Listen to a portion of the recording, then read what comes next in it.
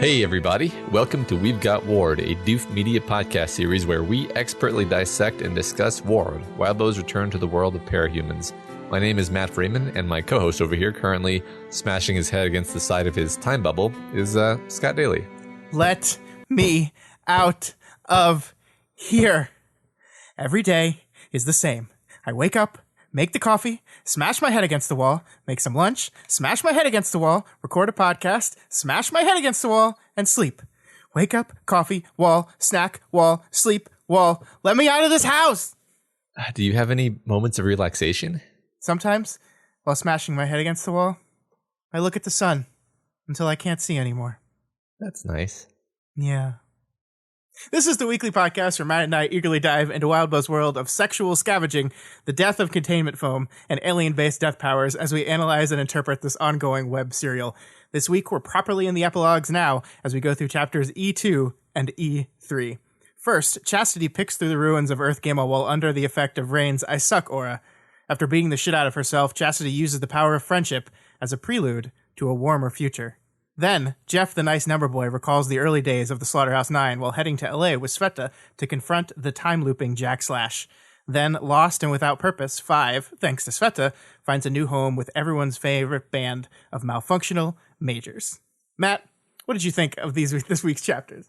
Well, obviously, we're going to be spending a lot of time talking about containment foam this week. I think we blocked out a good hour and a half chunk of containment foam chat. Yeah. Just really getting down to the nitty gritty. I think we're going to inspect every single word in those two paragraphs to just, we just got to do some analysis of this supposed flaw. Yeah, right. And then, toward the end, we might get around to the chapters. But yeah, it sounds like you're doing real well under your time loop quarantine, by the way. I'm doing great. Great. Okay, good to know. All right. Yeah, these are more seriously. These are great, right? Like I think we're starting to get like a pattern of what these epilogues are, what they're going to feel like, what they're trying to do, and sort of the general template of them. We're getting a sense of a direction of how this new post second apocalypse, I guess, world is going to look. Sure. And what the characters within this world are going to be doing with themselves to try to make for a brighter future.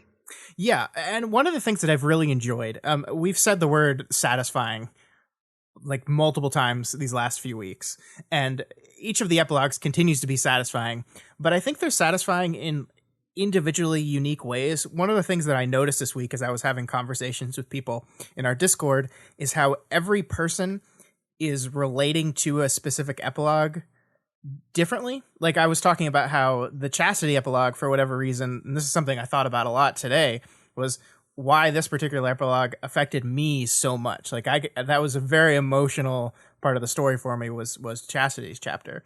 Sure. And as I said that in chat, and everyone said, yeah, that's me, but with the Number Man epilogue, or yeah, that's me, but with the Chevalier one. And I think that's one of the really interesting things about these epilogues is that like they are all wrapping up the themes and they all have this common motif among them, but they're speaking on a very personal level to each of these characters and therefore speaking differently to each individual person that's reading them. And I think it's really cool that we could all read the same 3 chapters and say, this one affected me. I love them all, but this one affected me more. Well, this one affected me more. I just think that's really, really cool. Yeah, definitely. That's funny because I hadn't considered like which of these affected me the most until you put it to me. And I now still can't, but I've liked all of them. I think maybe one thing I would just say is like, yeah, I agree perfectly that it they each affect you in different ways, and I can see people resonating with different chapters at different times. Maybe the chapter that I will resonate with the most hasn't happened yet. Very possible. All right, Scott, it's time to get into these chapters. Yeah, let's just do it. No announcements this week. Let's just do some chapters. All right, chapter 20.E2, that is epilogue number 2.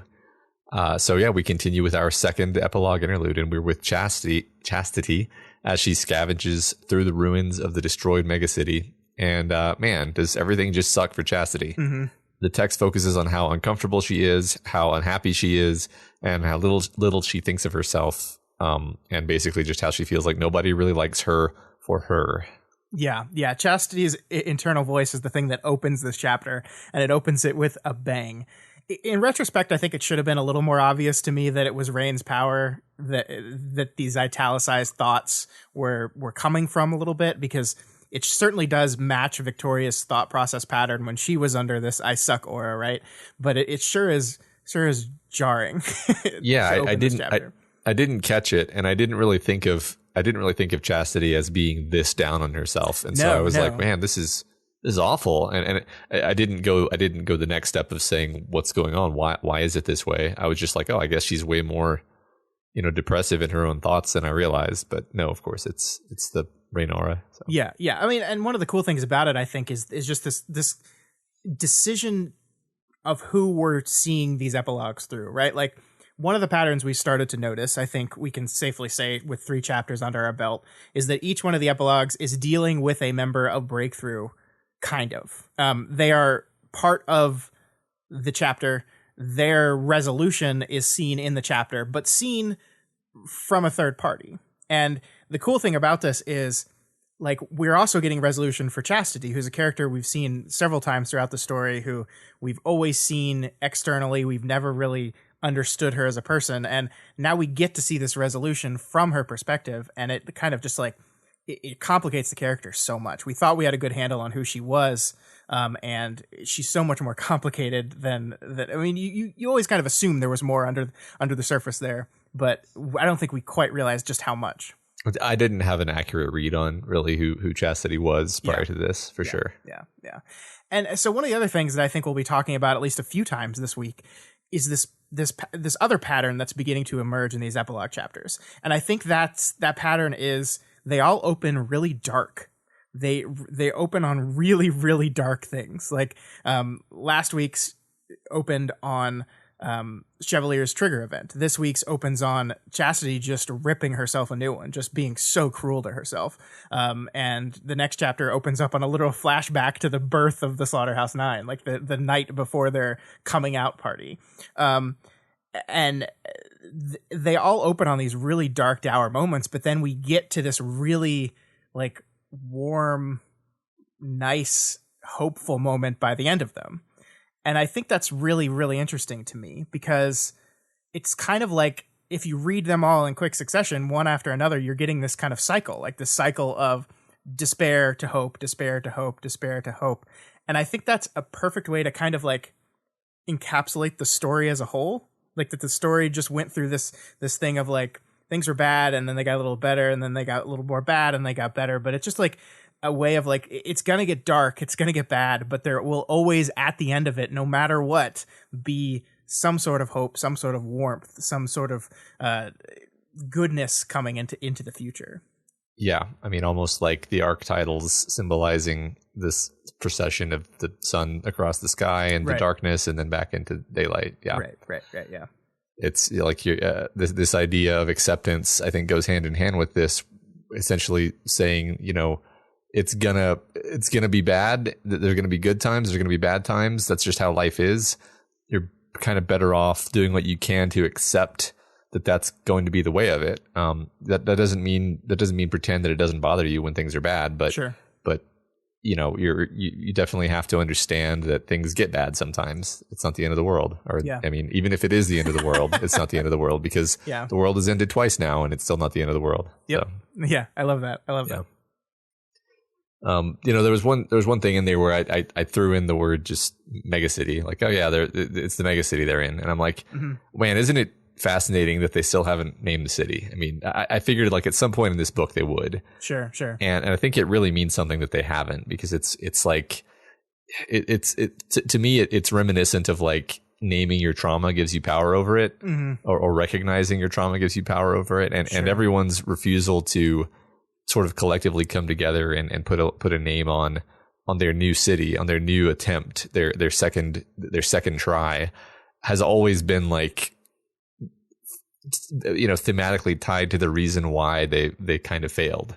Mm-hmm. And I don't know, I think it would be really interesting if, like, by the end of the last epilogue, they have decided on a name for their city. Well, I think the city is kind of dead. So Deadsville. Deadton. Well, but the Capes, we learned the Capes are gonna hold down the fort, though. Sure, So they're not just abandoning it fully. I don't know. There's not that many Capes, so surely a lot of it will be abandoned. But it would be cool if I don't know, if they came up with some name for it beyond just like Earthgimel. Sure. Just a thought. I know what you mean. And I mean, I love that too. And I think that's something we probably called out at some point during the reading of the book, that the city still didn't have a name. Sure. And I thought it was very fitting. And I mean, I agree. It's kind of like humanity has just been holding their breath for these couple of years, right? Like, it's like they built everything up as quickly as possible. They tried to get things back as quickly as possible, and then they just like held their breath, because I don't think anyone, like, I remember at the beginning of the story how much people are talking about, it's like, there's been peace for 2 years. And like this idea that like nobody expected it to last, though. It was like nobody ever expected us, like, things to be okay again. They've just been holding their breath this whole time. And I think part of not naming the city is part of that, just that long deep breath that they took and never let out. And maybe the end will be finally releasing that breath. And a lot of this epilogue seems to be that, is like releasing that breath and then being like, okay, seriously though, what now? Like, what, like, not like, what are we going to do? How are we going to tackle the next thing? But what now? What is my life going to be now? And I love it. Yeah, me too. I agree. So basically, yeah. So Chastity, she's going about the arduous process of dismantling a window to salvage the valuable components within, while swearing a lot in extremely idiomatic Quebecois French. Mm-hmm. And a voice keeps calling her from above every time she says something to herself, which eventually we learn that this is Rain. Yeah, I love this. I love this choice here. Like, I mean, this is very Chastity, right? To just slip into French, but not even like true French, like slangy Quebec French, right? Yeah. It's really interesting to me because, like, most of the people, if not all the people reading this story, have no idea what she's saying. So like, we're automatically like put at arm's length from her actual dialogue. And so you just said we learn this as Rain. Rain can't understand any of that either. Right. And so like we're all we've seen so far in this chapter is we've seen this internal monologue that is just ripping her apart. And then when she actually externalizes anything, it's in another language. So it just paints this beautiful picture of this person that is internally destructive and externally indecipherable. I think that works so much. I really love that as just the way to start with this character, to really start to understand her. Sure. I think that's great because, before we really started digging into stories the way we have been for these last, years, I probably would have just been like, oh yes, this author created a character and they just gave them kind of a random grab bag of assorted qualities. Mm-hmm. Like, okay, she's attractive and she swears in a kind of a specific dialect frequently. Like that's her thing. She swears in this one dialect. Mm-hmm. But yeah, like you said, it's always much more enriching to ask, why does she do that? Sure. And because, I mean, it is a very specific thing. And like you're saying, it's a way of like expressing frustration without actually expressing anything. Yeah, no one is able to, other than like, oh, I noticed that she's having a hard time, but I can't actually figure out what it is because I can't even decipher her expression beyond just like noise of frustration. Right. I think that's really interesting. Yeah, and only the people that are really, really paying attention see past it. And I think that's why the line that Rain gives a little bit later that says like, whenever you're stressed out, you start speaking more French. Mm-hmm. And that shows that Rain is paying attention and seeing past just the external kind of indecipherable bullshit. Yeah. And also the French, of course, probably directly, hooks into the Heartbreaker connection. Right. So, yeah. Cool. So yeah, she reflects on where she comes from and how she's internalized the sense of worthlessness that she learned as Heartbreaker's daughter. Yeah, and heartbreakingly, we see that she only sees any path to any sense of worth through sex, right? And this is something that, like, I think if I had to guess what was Chastity's deal, just based on what we've seen externally, this is the part of it that I was like, yeah, I kind of thought that this would be it. Like, she says this line right here, I think, is so powerful. If you want kindness, Chastity vassal, the closest you're ever going to get is from a man with a hard-on and an urge. That's all you get. And that reality was decided before you were born. So it's both this idea of, like, kindness, the only kind of kindness you'll get. Like, she talks about pity, disgust, and hate. These are things that people will freely give her. But kindness only comes through sex, only comes with how you're valued as a sexual object. And not only that, but she sees it as something that is totally outside of her circle of agency. It's something she can't control. It's something entirely beyond her. Like, this is, I've been cursed with this, and there's nothing I can do about it ever. Yeah, it was decided before you were born. Yeah. There's nothing you can do about it. Yeah. And it's not even kindness. It's the closest thing to kindness, right? Right, yeah. Yeah. It's awful. Yeah, it is, right? And I think that we're being set up to kind of be shown that she knows, like, she doesn't really believe this. She's just kind of afraid of this. If that makes sense. Yeah. I mean, that's like a lot of your internal narrative is like, you're so terrified of everything that, like, it's depressing and destructive, but also like it allows you to understand yourself in a way. You know what I mean? Like, sometimes you just rip yourself apart because that feels like the safer thing to do. It's I've had those moments, nothing like this, thank God, but like, I've had those moments where it's just like, yeah, you suck, and it feels good to, like, tell yourself that, you know. It's like this messed up. It's awful. It's awful. Yeah, sure. I mean, I think we've all had some form of this voice in our head at some point. Like, we all know what this is like. Mm-hmm. This is extremely relatable and extremely kind of uncomfortable. And Rain's power is making it even worse than it would be. Yeah. So, you know, this part of the chapter actually goes on quite a while as she's searching through this building. And I wanted to mention at some point in here that there aren't many writers who can make, like, looking around a room for pieces of salvageable garbage read as this interesting, like riveting experience. It's really great. Yeah, and I agree with that. And to me, I think it's because I think the metaphor just is so effective and so wonderful, like salvaging around the ruins of your old life, trying to search for the bits that can be collected, the bits that still have value and can lead to building into something new and useful.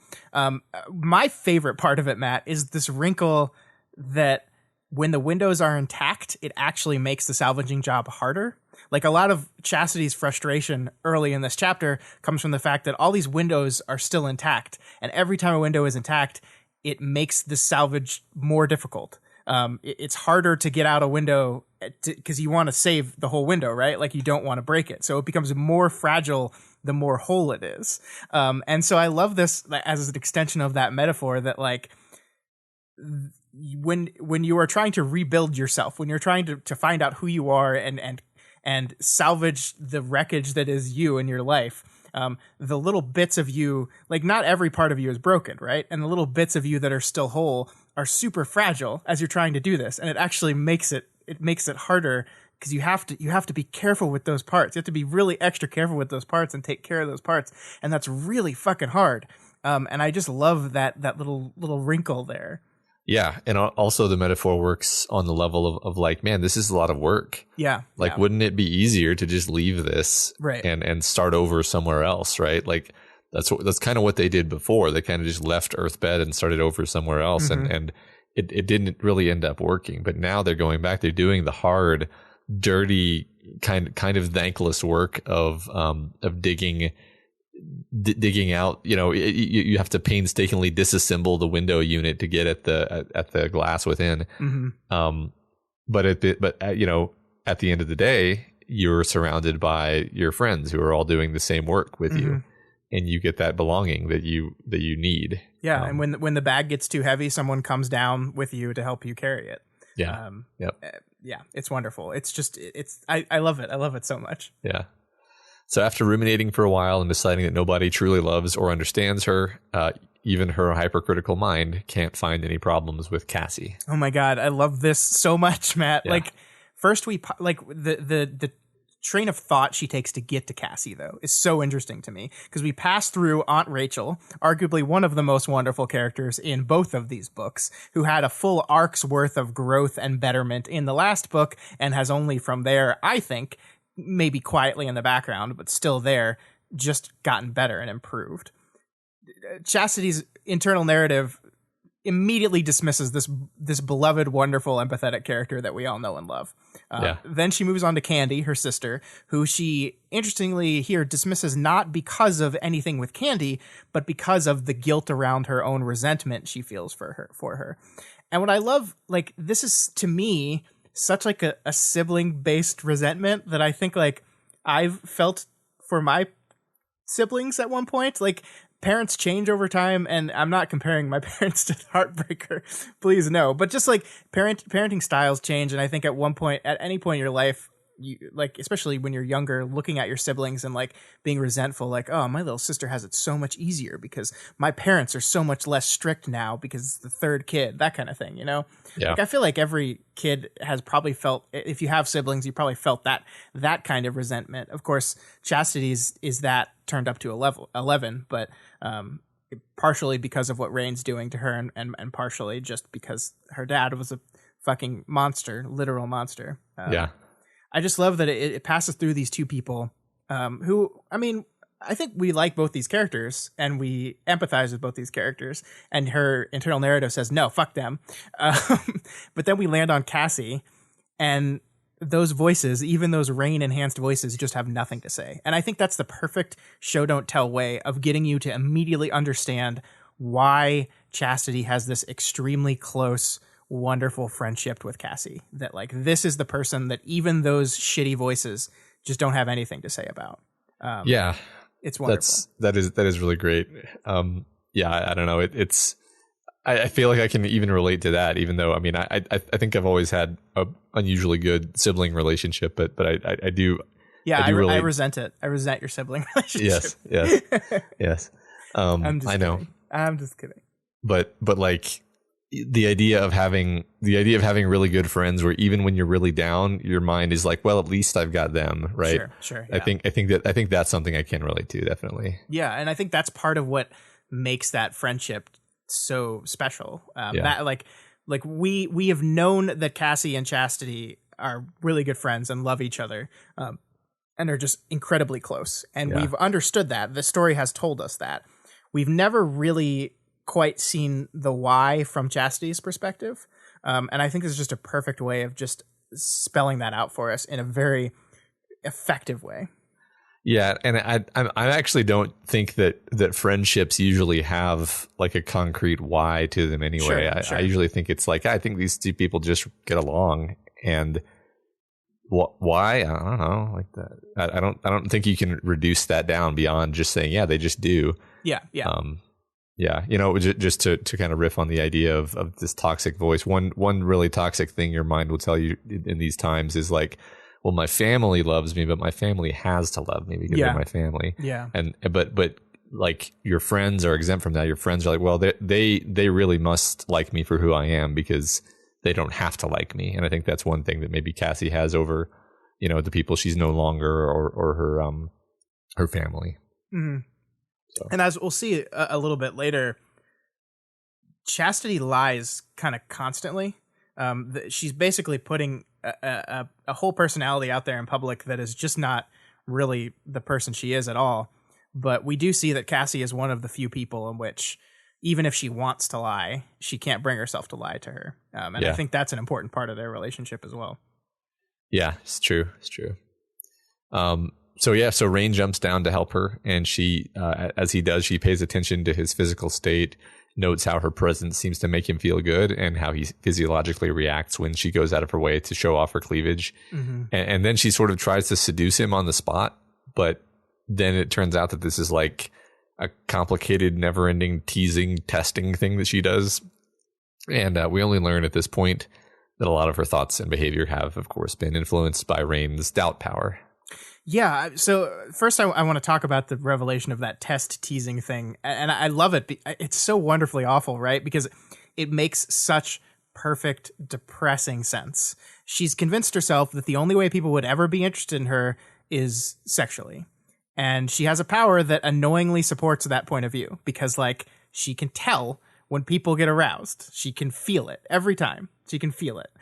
She can feel what's going on in their body. She knows what it is, and she can feel them get interested, and she can notice them notice her. It's awful. It's awful. Like, it's the worst possible thing to have when you have these kind of feelings about yourself, right?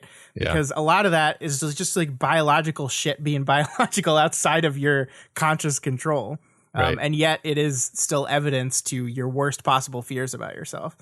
Totally. Yeah. I mean, it's such a blessing that we have like deniability over our feelings, or that we can walk around and not know all of this stuff about what other people are feeling. So yeah, definitely. It's funny because you're tempted to just brush it off as like, oh yeah, that's kind of neat. But like, think about how this would actually really impact all of your daily interactions with like everyone. Yeah. Yeah, absolutely. It's awful. It's awful. Yeah.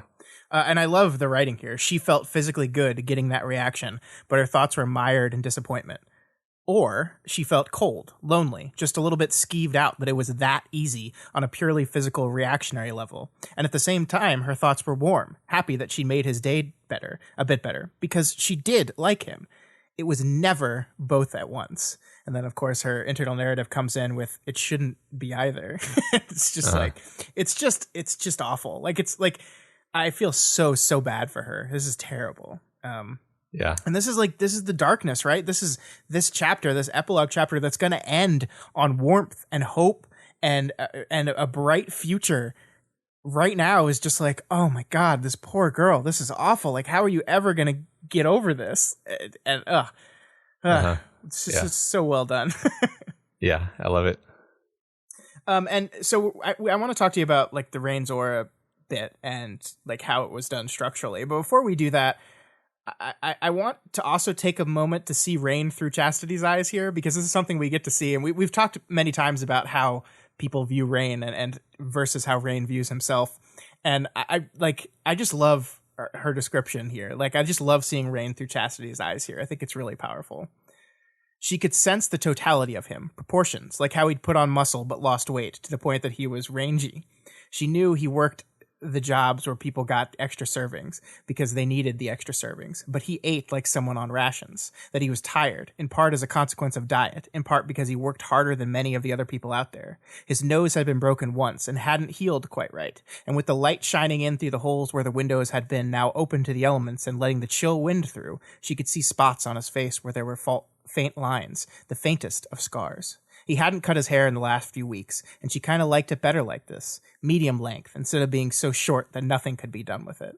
So, I mean, I just love this image of Rain as this guy who's like put on muscle, lost weight. He's kind of starving himself and working his ass off because that's just who he is. He's got that faint line of scars. And most importantly, Matt, the hair. Most importantly, the hair, because the hair was a big thing for Rain. And in defiance of Mama Mathers, he cut it all off.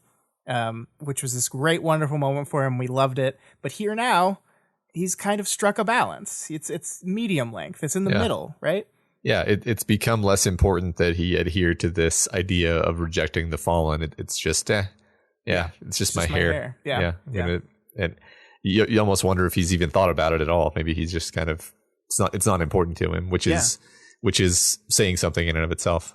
Yeah, I mean, I don't think, like, I understand that, like, the world has been ending and there's been shit going on, so haircuts are pretty low on the priority list, but it's not like he couldn't have cut it if he wanted to. So it clearly, if it is important to him, it is much further down on the priority list than I think it was at an earlier point in the story.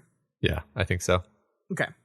So let's talk about structure a little bit here, because we learn in this moment that part of the reason why Chastity's internal dialogue has been so fucking brutal and terrible is that she's been under the effect of Rain's aura the whole time, using that learn through failure technique that Victoria discovered and kind of perfected back earlier in the story. And as we said earlier, that makes a lot of sense. But the question we have to ask ourselves here, and these are the questions I love asking, Matt, this is my favorite part of the show, is we're like, okay, the story did something structurally. Why did it do it this way? So why structure it like this? Why have us go on thinking for a good part of the chapter that this is just how Chastity always thinks before revealing that it's actually partially coming from an outside source? And to me, I think this is a structural choice that allows these moments of internal narrative to land harder and sharper than they would have otherwise. We hear them first, and we think to ourselves, this is just her life. This is just what her life sounds like. This is just what she goes through every day. This is what is going on in her head every day.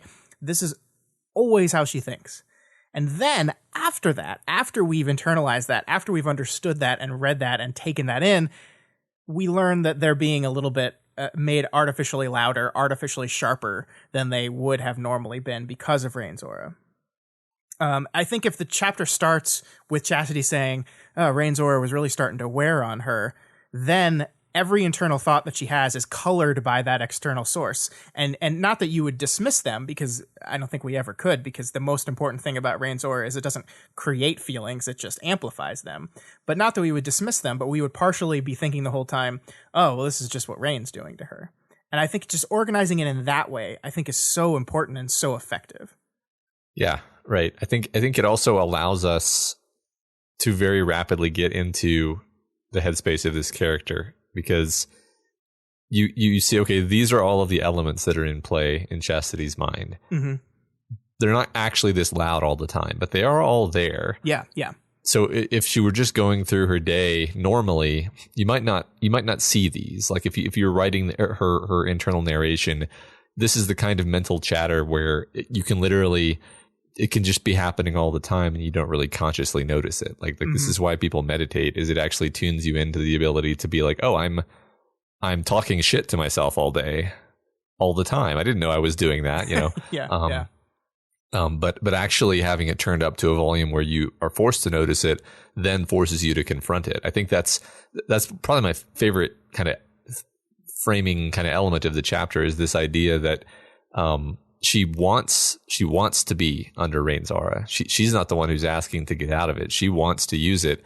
And by the end of the chapter, she's sort of, having been confronted with how nasty her mind is to her, she is basically like, yeah, I need to get a handle on this shit. I need to be okay with me before I do anything else.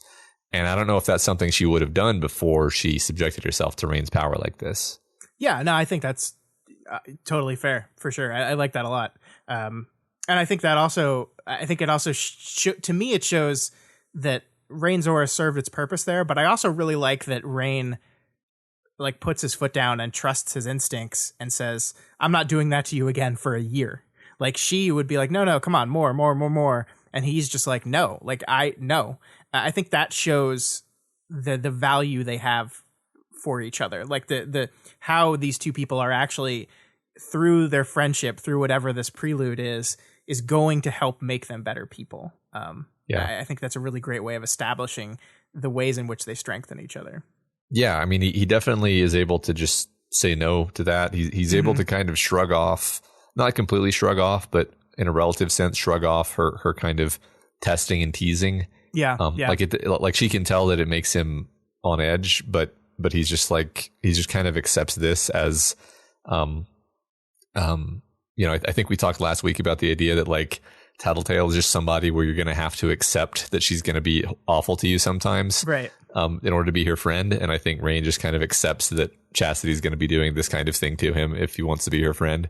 Yeah. Well, and I think it's so fascinating because he both fails and passes it, in that he like fails it biologically, but yeah, he's never been like, all right, let's do it. Let's hop in bed. Like he's never done that. Like he continually sees value in her, and all he does to her advances is just like goofily change the subject or get awkward and kind of get silent and weird. So like, I don't know. Like I just think it like works as this is the exact kind of person that she needs to be around.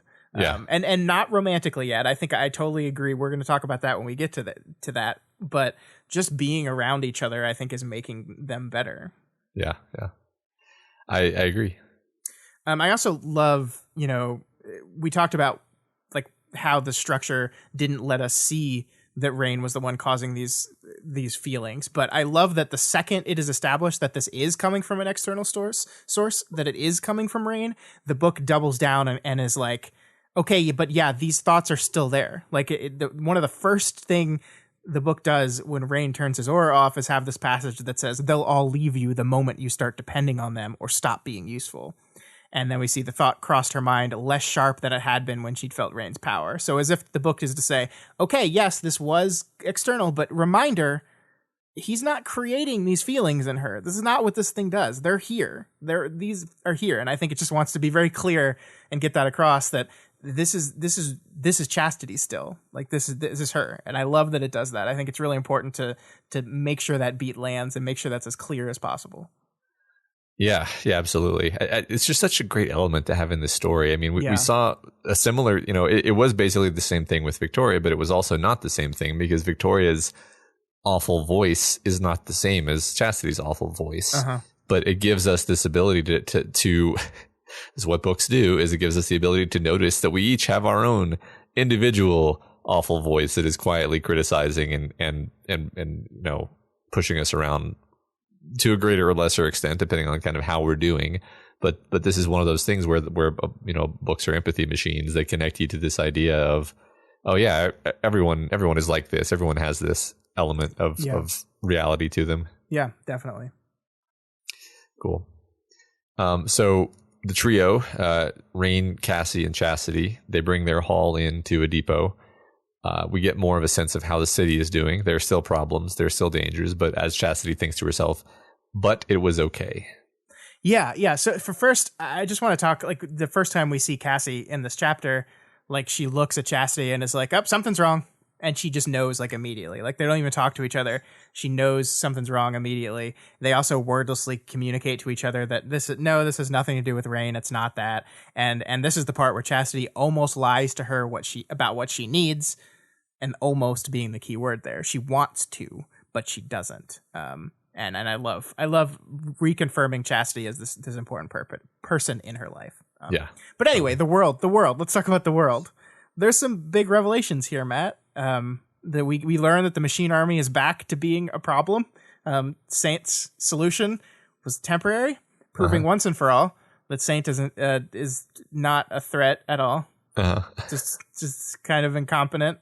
I mean, let's give him props for like being key at the right moment. Like he helped save the world, but you suck, Saint.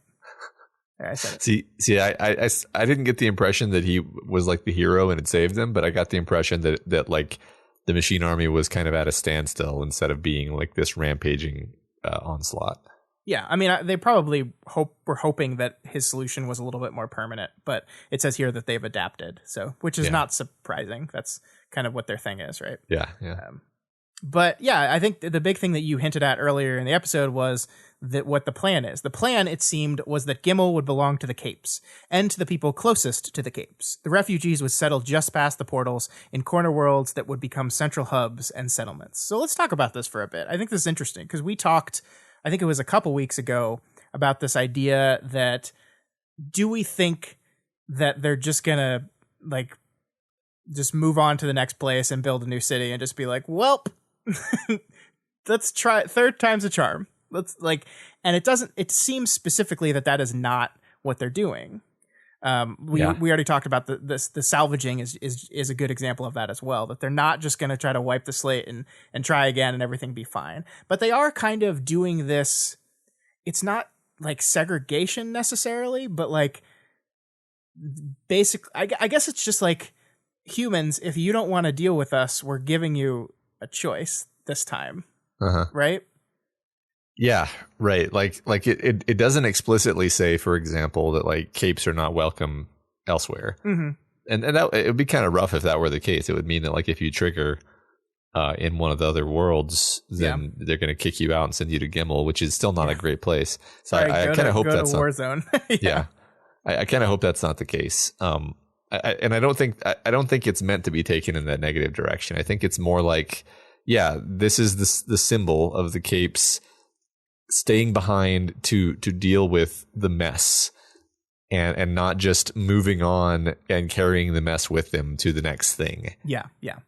And yeah, I think it just works perfectly on the metaphorical level that the world ended one time. There was a trauma, there was a collective trauma, and everyone just wanted to get to a place where they could forget about it as quickly as they could. And this is the Capes not saying, let's forget about it. This is the Capes saying, all right, well, we're not going to abandon this trauma that happened the second time. We're going to stay behind. We're going to do what we can to fix it. And we may never, we will actually never be able to fix it. We'll never be able to put it back the way it was into the golden mega city. Yeah. I mean, the cool thing about that is like the fact that the cracks are still there. It's not like we killed the Titans and then the cracks magically like formed whole again, and there are no giant cracks to another dimension in the city. Like they're still there. So yeah, I mean, it's literally like these are wounds that are not going to heal. They will always be there, but that doesn't mean you can't like build a bridge over them. Right.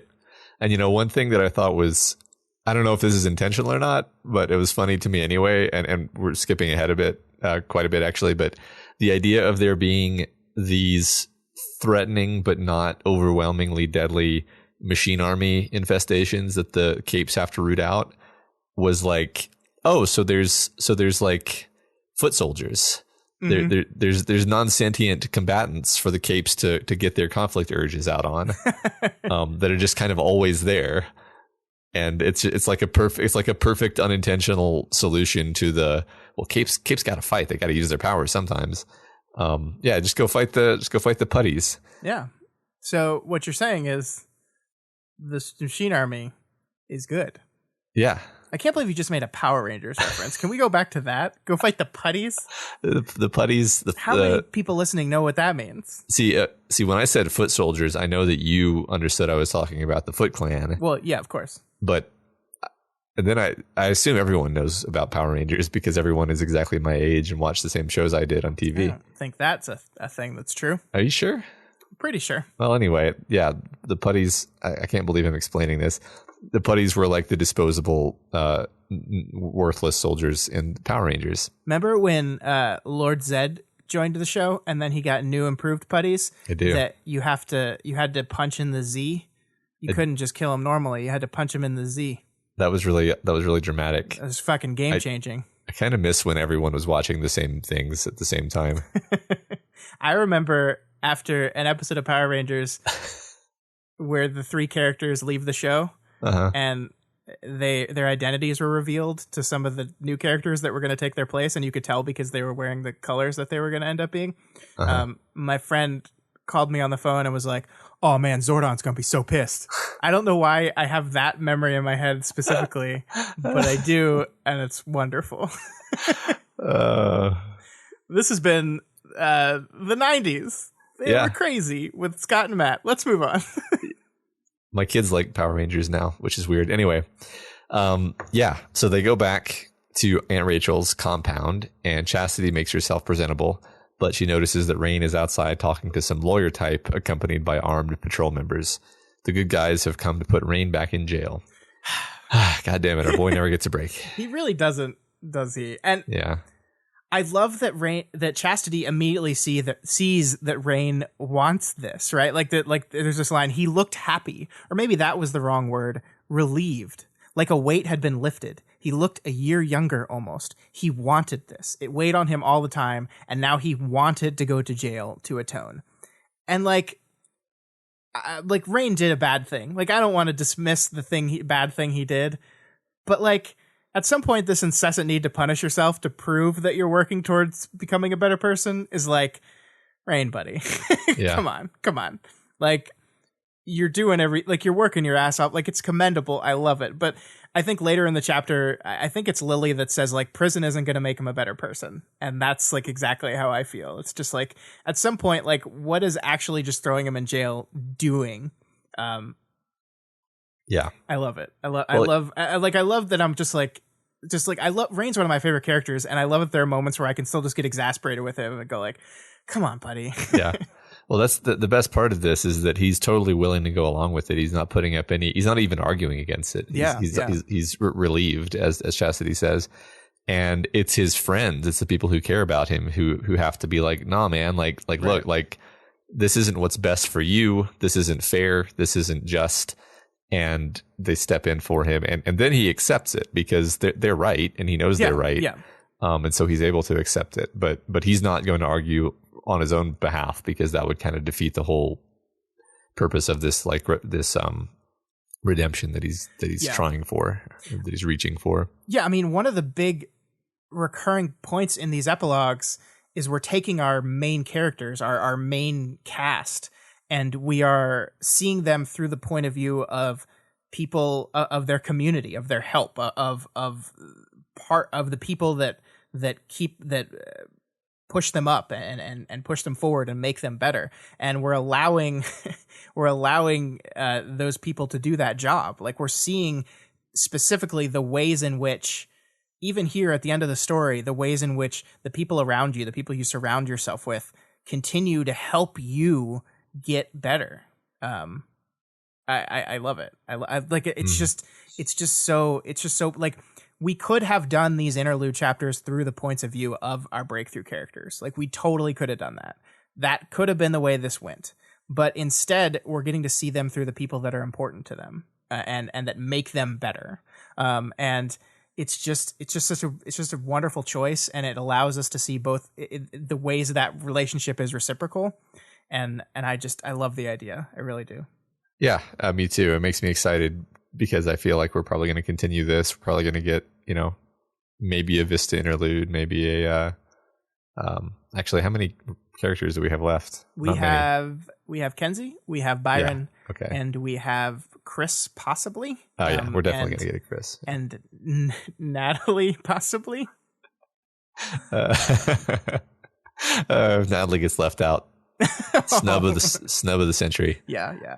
I'm in a bold prediction here. If Natalie gets a point of view chapter, I think it's going to be from Carol's perspective. That's my guess.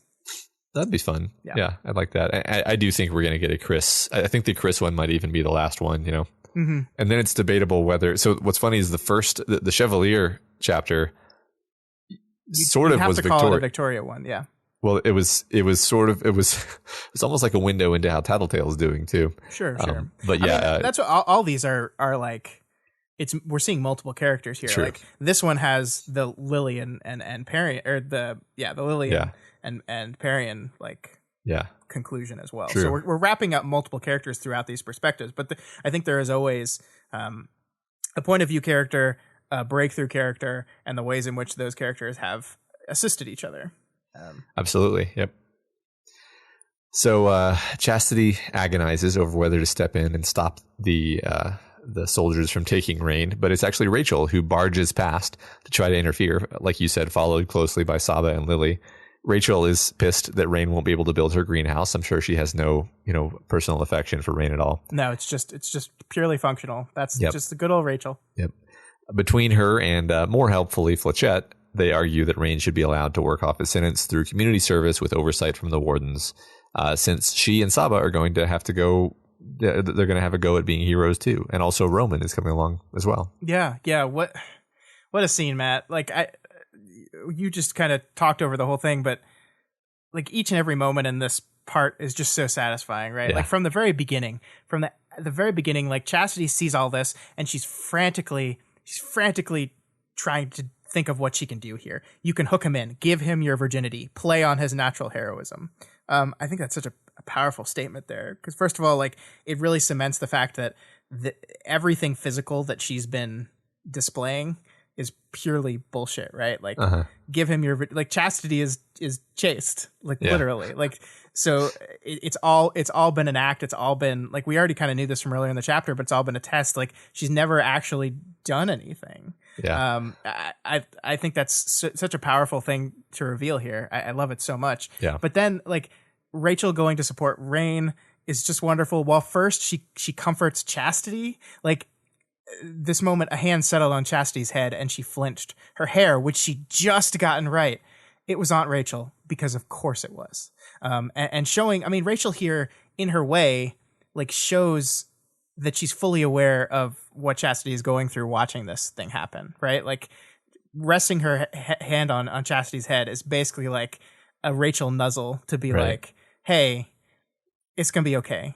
I got this. She sees that Chastity's, ears are down and her tail's between her legs. Yeah, and she's just giving her a little comfort. Yeah. Love it. No, what's funny is I don't know if I parsed that way, but now that you pointed out, that's absolutely what. Like, why else would Rachel be putting her hand on somebody's head? Yeah, totally. Yeah. And yeah, like her thinking this way about Rain really shows you how almost, I think you said frantic, how frantic, how desperate she is. Yeah. To stop this from happening. Like she's almost been in denial about how important Rain is to her until this moment when she risks losing him. Mm-hmm. Yeah. No, totally agree. Agree. But then we get to the actual argument with the lawyer here. Like, basically, like, he can't be free, even if he stays free. Like, he's hanging. These are villains. These are villains. He can't be with villains. He's got to hang out with heroes. And it's just this kind of very. I like one of the things that I actually appreciate about this. We talked last week, I think it was, about what is the status quo in the world going to look like going forward. And one of the things we're seeing here is that the status quo appears to be looking pretty status quo, right? Like it's clear that there's still going to be heroes and villains. There's still going to be this dichotomy. There's still going to be masks and costumes. There's still going to be cape names. This thing is still going to happen. But one of the things that I think, like, at the end of 2 books, I look at this clarification. I look at this classification by the lawyer of, like, oh no, he can't stay free because they're villains here. And I'm just like, come on, like, come on. Yeah. And like, I mean, I think one of the things that this chapter really cements is just that classification is so arbitrary that to change it, you literally just have to be like, okay, I think I'm going to try to be a hero now. Yeah. No, I'm a hero. Yeah. Yeah. And then that's really it. Like Lily and Parian are like, okay, I think I'm going to try to be a hero now. And then a little bit later, Chastity's like, yeah, me too. And Roman as well. Like I think it's one of the things that I will credit most to this book in my experience is just like getting out of this black and white dichotomy of hero and villain across both of those books. That's one thing that has just been completely ripped apart, I think, really effectively. And I love that, like, of course, like, the system is the system, right? Like, we're not, I think maybe we got a little too excited at the hopefulness of the future to think that, like, oh my God, the system is going to be, like, so totally overhauled and it's going to be, like, perfect now and everything's going to be great because they've overhauled. And it's like, no, like, status quo is status quo. And that's kind of just something that's going to happen, but people can operate outside of that or within its means, but with their own agency still. And I think that's kind of what we're seeing here. Yeah, and the meanings of labels can change over time too. Yeah, I mean, I think it's perfect that they the man kind of accuses Rachel of being a villain, and she's just like, I've only ever done what was necessary, nothing more, nothing less. And that's great because, like, Rachel's never identified as a villain. She's never been like, I'm a villain, I'm badass. She's just been doing what she thought she needed to do at every point in both Worm and Ward, and that put her at odds with the law because of her personality and the things that she wants and so on and so forth. But, like, especially in the post-apocalypse, other than, like, supporting the Undersiders, I don't like she doesn't, she's just trying to build a little stable pocket of peace and harmony, you know? Yeah. And I mean, one of the things we see is that because of its location and the way the world is resettling, her little tiny corner of the world is about to become one of the most important parts of civilization, which I think is hilarious because, like, a part of Rachel's like, fuck, like all these fucking people around. I think she's much better with that now, of course, but I think she's become one of the most important people to the survival of humanity because they're going to be relying on the system and the living space and the civilization that she already had established at this ranch. The humanity is relying on this now. So it's just so funny that, like, they're going to look at her and be like, but you're a villain. And it's like, okay, I mean, come on, like, come on. Right. Yeah. Just, I'm just working outside of your laws, human. Yeah. It's awesome. But let's talk about Foyle and Parian here, though, because they have kind of quietly in the background completed their arc as well, and it's really satisfying to me in a way. Saba says here, for too long, I've pulled Lily after me to dark places even I hated going. I think that's what scared her more than anything. I was making compromises to stay connected to the Undersiders and help support New Brockton. And I think it's time Lily do what she needs to do. I'll support her. I think that's really wonderful. I think there are moments in relationships where like one person needs to make a choice that is maybe a little more selfish, right? Like where like you need to go in one direction more and the other partner has to like kind of compromise a little bit more. But if that continues on too long, then resentment builds. And this recognition in Saba that, hey, we've done my thing for a long time. Let's try your thing for a while. I think that's like, it feels really real to me. It feels like it feels hopeful. It feels like I just like look at that. I look at what you said there and I see understanding. I see communication. I see realization. And I see a successful relationship. Yeah, me too. I think, the relationship was tested. It was pushed farther than either of them were really comfortable with, and it went in that direction, I think, because they had just gone along with things as they were for too long. Like Lily had gone along with Saba. Saba had not recognized that she was asking too much of Lily, and we were worried about them for a while. I think I said something like sometimes relationships should just end. Like it's not the worst thing that could happen if two people realize that they're not really getting along anymore. But I think that wasn't really what was happening. I think that basically, just like we're seeing here, there was not balance, and I think a lot of Lily's needs were not being met, and now they're going to be better. And I think it's probably better for both of them to go back to being heroes. I don't think either of them were enjoying being villains at all. I think it was miserable for them. Yeah. I think Parian had things she felt like she owed people, and yeah, I mean, I think there's always like, especially, I don't want to overgeneralize because literally every relationship is different, but I think there are moments in relationships, especially when they're new relationships, where you're like really excited by the person and you just want to be around the person, and so you'll do whatever the person wants to do, even if it's not necessarily what you want to do all the time. And I think that eventually fades away. And if you don't settle back into some sort of equilibrium, like that can be bad. And like I said, like there's always moments where one person is going to have to, like, if a person's if you're in a long-term relationship with someone and you're pursuing a career, like an opportunity comes up that you just need to take, that it might not be totally fair to the other person, sometimes you have to do a little give and take there. And that's what I'm seeing in this relationship. I'm super hopeful for it. Yeah, me too. I am now. So a bit later, after they've kind of had some time to process all this, Cassie finally gives Chastity the literal push that she needs to go talk to Rain. I love it. Just Cassie just once again being the exact person that Chastity needs in this moment is really wonderful. I mean, Rain is packing up to leave at this point, right? So this is like final moments, like this is running to the airport to chase after him type of moment here in the rain. Yeah. And I love this quote here. How can I ask him to like Chastity Vassal if I can't bring myself to do the same? Which is a really powerful quote. And I love that she's came to that realization, but Cassie's response I think is equally powerful too, which is just like, I don't know, man. Like, I can't answer that question for you, but like sitting here isn't going to do it. The only way you can figure that out is if you go talk to him. Exactly. This is great friend energy here. Like, I don't have all the answers for you, but I know like this isn't it. That's what a clever thing to say, Chastity. Now get the fuck over there.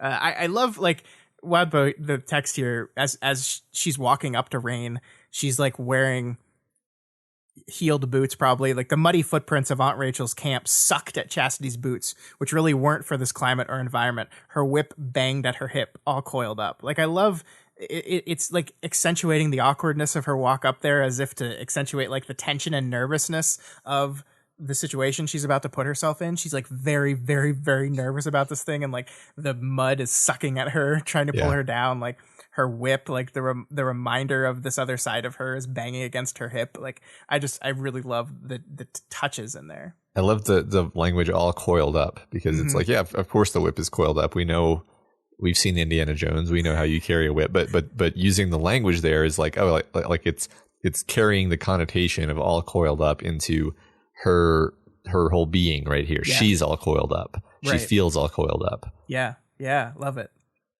So she tells him that she wants to come with him and maybe try to be a hero as well. Or I don't know if that's subtextual or if that's textual. Anyway, he tells her that he wants her to come, but that they'll need to be friends for a long time, for over a year and a half, before they can be anything else. They'll be boning down within 6 weeks. I mean, I know you're partially joking here, but I don't know, man. Like, here's what I think. I don't think it's important that this prelude of Rain's lasts the full time. Like, I don't think it must be a year and a half or longer before their relationship becomes something else. I don't think that is necessarily the important part of it. I do think it is important that they try it, though. I think they both have come to the realization that they are not in a place for something romantic or physical or anything. They are two people that don't like themselves. And I think part of Rain still doesn't like himself, right? I think that's why he pushes himself so hard. I think that's why he wants to be punished by the system so much. He has similar, although not the same, feelings about himself that Chastity does. And they got to figure that shit out. Yeah. They really do, before if they want to get in something that is actually healthy and helps them permanently romantically, like, they got to figure that shit out first. Yeah. The thing about Rain is really interesting, because at this point it's kind of noble and admirable that he wants to atone. But like, when let's say it's a year and a half later, he's done all of this atoning. Mm-hmm. Is he gonna be like, all done with that? Yeah. I no longer will think of myself that way anymore. Like, no, that's not how people work. If anything, he will have practiced thinking about himself as being a person who needs to atone for like half of his life. Well, not literally, but for years.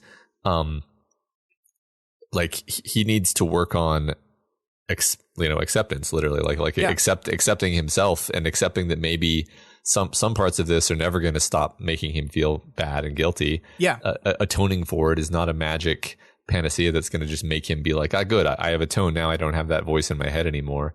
So yeah, I think it's a neglected thing. I don't think we've talked about it much, but the idea that, like, yes, it's good of him to seek penance. I do think it's noble, but also I'm not sure if it's going to work the way he imagines it will. And I think he's going to have to deal with a lot of stuff even outside of that.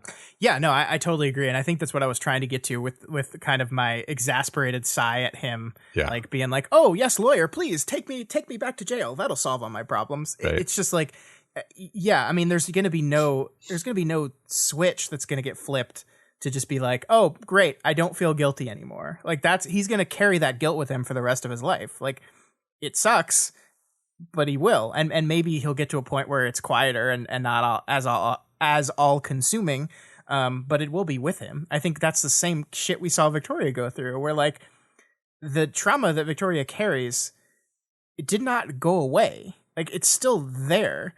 She just, I think one of my favorite parts about this book in retrospect is how Victoria described her moment of acceptance. Like, that visualization of those things were still there, but they were there where they belonged. They were not invading every other part. They were in their place in my mind, not anywhere else. I don't remember the exact words. I need to go pull that quote because I love it so much. But yeah, I think that is such a powerful image. And I think that's exactly kind of what Rain has to do, where that guilt you feel is always going to be there, but it needs to just be there and not everywhere, to the point where you're constantly trying to chase down the penance for it. Yeah, and that is one thing that maybe when he does get through his year and a half of service, he will be able to say to himself, with a straight face, all right, I've done that. Yeah. You stay in that box over there. Mm-hmm. I'm going to get on with my life now. Yeah. I hope so. I really do. I think Chastity can help him with that, just like I think he can help Chastity with her stuff. Because I love this moment, Matt, where Rain compliments Chastity, where just like slings this train of compliments at her. I love them because none of them are physical features, right? Like, you have qualities I wish I could have myself. You're stylish, you're loyal, you're brave, you're fierce when you need to be. You pick things up fast, even without my power helping. And you pick really cool things to pick up, like the whip. Like, none of this is like, oh, you're pretty, I love your eyes, like rock and bod. Like, none of it is the physical kind of stuff that I think she would expect a dude or anyone really to be interested in. And I think that's so important that like that he's not like, this is just who he is. And that like, he probably wasn't even thinking about any of the physical features. Like, and of course he's attracted to her. Like, that's very obvious. You can tell since the first moment they met that he's attracted to her. But the things he loves or likes the most about her are nothing to do with the way she looks, nothing to do with where she puts her boobs or how low cut of a shirt she's wearing or any of these things. And that's exactly what she needs to hear. And it makes me so happy. Right. And it's genuine because that he was just about to walk away. He was about to leave and really with no real hope of seeing her again, frankly. So yeah, he's not trying to win her over here. I mean, she's already offered herself multiple times. Like, that's not. Yeah, there's no ulterior motive here. Yep. Yeah, it's great. And I love that. Like, even after all this nice stuff, like, just as an example of yes, Chastity is doing well, but she still has so far to go. She gets all these compliments, and the first thing she does after this is fall back on old habits and like going back to testing Rain, titillating him with that idea of her and Cassie naked and like, oh, we sleep naked, don't you know? Like, she just falls right back. She gets uncomfortable, she gets nervous, and she falls back into that old habit. And it's a perfect way to like really just show that, yeah, she's coming to this realization and she was brave enough to be honest with him and tell the way she feels and tell how complicated this is, but she's got a way to go. Yeah, I think that's realistic, right? Like she does it, but it's like perfunctory. Yeah. So the chapter ends with her feeling excitement, warmth, and hope for the future. The last line of the chapter: the rest of the winter wouldn't be easy, but it would be warm. God, I love that. I love that so much. I love this chapter, Matt. I love this chapter so much. Yeah. It's interesting because Chastity was. I mean, she's just not a character who I paid a lot of attention to, I guess. No, I never really cared about her. Like, I mean, she's interesting, but like, I don't think I voted her at all during March's Madness. Like, I was just like, yeah, that's Chastity. Yeah, the story was clearly keeping her as an important background character. Mm-hmm. But I mean, frankly, there's so many different heartbroken characters that it's not that they blended together, because I actually didn't have any trouble keeping them distinct. It was just that they can only take up so much space in your brain. Sure. But after this interlude, I think she's fantastic. Mm-hmm. All right, let's move on to 20.epilogue 3, 20.E3. 20 Epilogue 3. 20. Electronic Entertainment Expo. Yes. Which is canceled this year. Okay, yeah, just like everything else. Yes. So Kurt and Jacob have a moment of solidarity as Jacob recovers from a recent beating and humiliation by King. I love how this chapter begins in a way that could very well be happening in the present. It's just, there's so few of us now and still so many humans, Jacob said. And it's funny because it took me a minute to remember who Jacob was and to kind of orient to what we were doing here.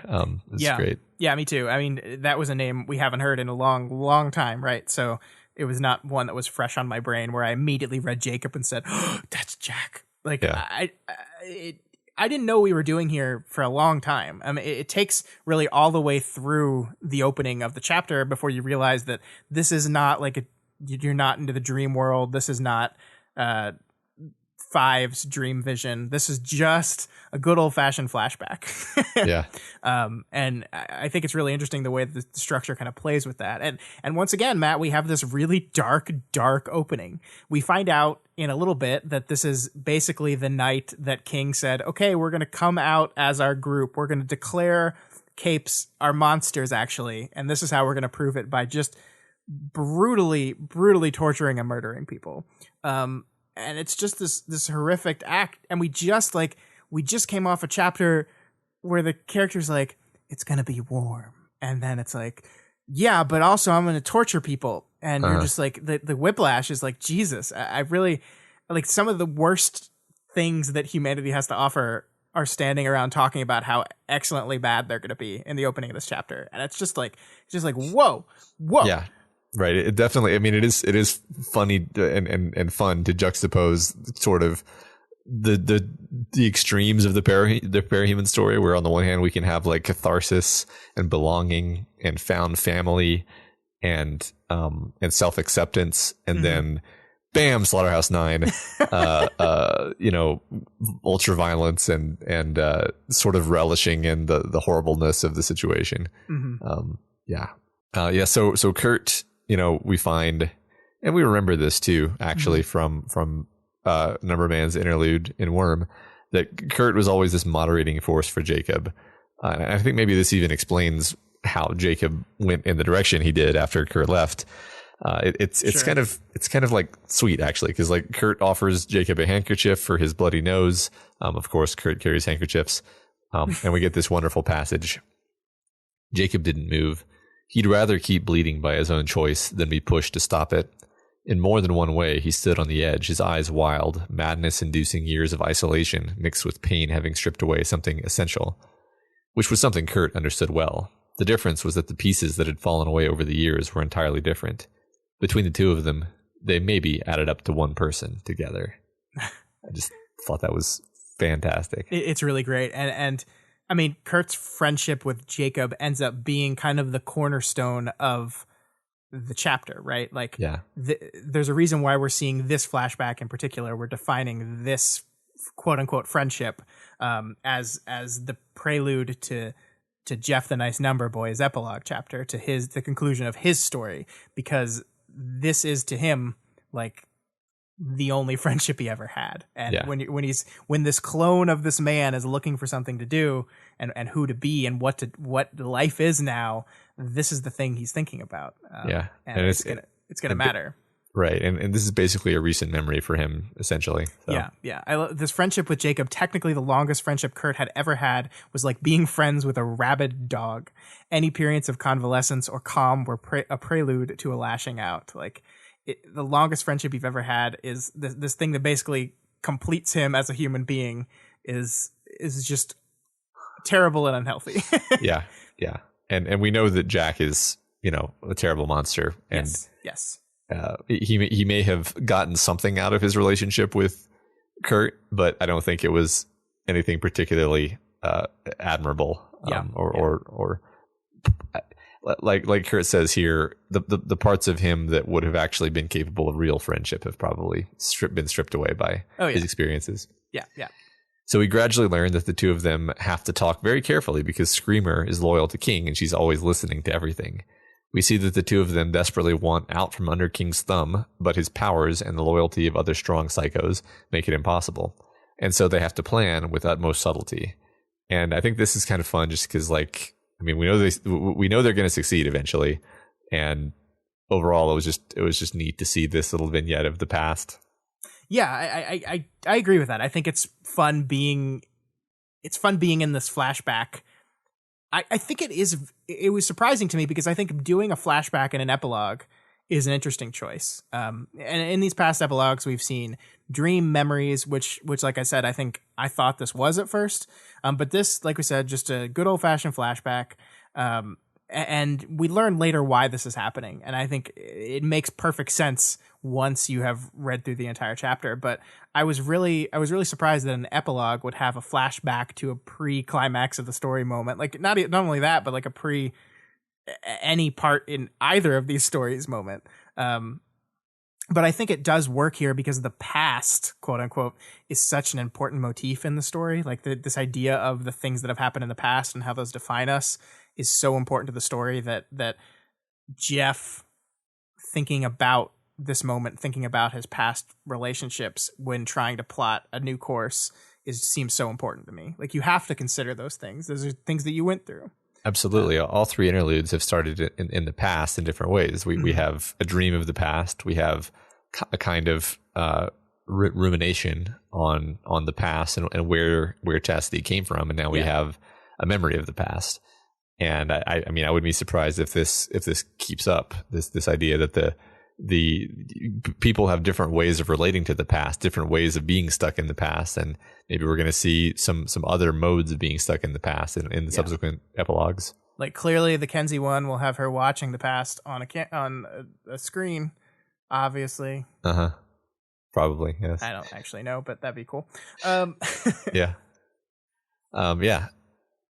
So I think it's also neat that we get this insight into how Jack has really always been thinking about the end of the world, like his whole life. And this kind of thing makes it crystal clear why he was enamored with the idea that he would end the world, because he says everything plateaus, everything declines. This ends with civilization in ruins, most of humanity dead, and the remainder bleeding and scared. Yeah, and the thing is, like, he's not wrong. I mean, this is another fun part of this being a flashback, is we have some dramatic irony here where we can be like, hey, he was right. This literally happens. He's right about that, except he's not a king in the end. Sure. Yeah. And I think if you think about it for a bit, it makes sense that like the holder of the broadcast shard would be more in tuned with the idea of the eventual end of everything, because like that's just like the plan. Yeah.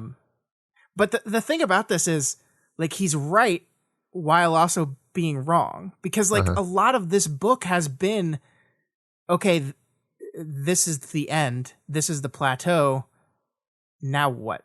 Right? I mean, and that's like, that's the part that matters. Like he, like just like Fortuna, you get so wrapped up in the end that you forget that there's still a part after it. Yeah. And that's how that's what they use to defeat Fortuna. That's what this whole story has been about. Been about the what now, the what next, how can we pick up the pieces and move on? Like so in a way, the existence of this moment, just like while being technically correct, is also literally proving him wrong in everything. Yeah. Exactly. It's perfect, right? He desperately wants to end the world because he kind of wants his revenge on it. But what's funny, what we've learned is that even the end of the world isn't the end of the world. Yep. These characters are going to go on beyond it. I mean, I guess most of humanity is dead. The remainder were bleeding and scared for a time, but now they are hopeful and forward looking. Yep. So King decides that they'll be announcing themselves tonight and tells Screamer to make everyone aware of his horrific deal that he's offering. Oh gosh, I sure did miss the Slaughterhouse 9, which they're not even called that at this point, but man, did I miss them. They're just so wonderful. It's just good to hang out with them for a brief moment. It's really a shame. It's really a shame that we lost these great characters. I mean, not jokingly, it's just Ward has been such a different story. I don't think the Slaughterhouse 9 would have really fit into Ward, honestly, as like an arc long opponent, you know. Yeah. It's very distinctly Worm opponent to the point where even like the talking about what they were going to do to people like felt different to me. Yeah, like it felt like a before time conversation, which is not to say, like, I mean, people in War did fucking terrible stuff too, right? It was just in a different kind of way. Yeah. Well, it usually was like for a reason rather than just like, I like hurting people. Sure. I mean, Cradle. But even Cradle, he was getting revenge sort of, or in his own mind. I don't know. I mean, it was definitely an ignoble goal. But it somehow didn't strike me as quite as monstrous as the 9, personally. Yeah, I could see that. So I really love this stuff. Jacob, little more than an animal when he was at his worst, driven by instincts that seemed to be as sharp as the knives he carried, was tidying himself up like King liked him. Curt with his snarling mask, animal or demon, to hide the analytical, cold expression beneath. I just love this dichotomy between them where they're sort of both pretending to be the opposite of what they are. Yeah. And I would definitely read the wacky adventures of Harbinger and Jacob. They would not be wacky, Matt. I don't know why you're saying wacky. They would be horrifying. Look at those wacky. Oh, they're going on another quest together. It's so wacky. That's what wacky means, right? No. Oh. I've been using it wrong for years. But yeah, no, I think it's a wonderful contradiction. And I want to put a pin in the idea of someone driven by instinct, because I think this is actually going to be super important to Jeff, the nice number boy, because this is the only relationship. This is the most fresh relationship in his mind with Jacob, and it was a relationship in which one of them was driven entirely by like measurement, by order, and Jacob is literally an agent of chaos. He is driven by instinct. He is chaotic, and they complete each other. But if only there was like another person that could complete him that wasn't a raging psychopath. Yeah, someone who offers a similar kind of unpredictability without the slaughter. Yeah.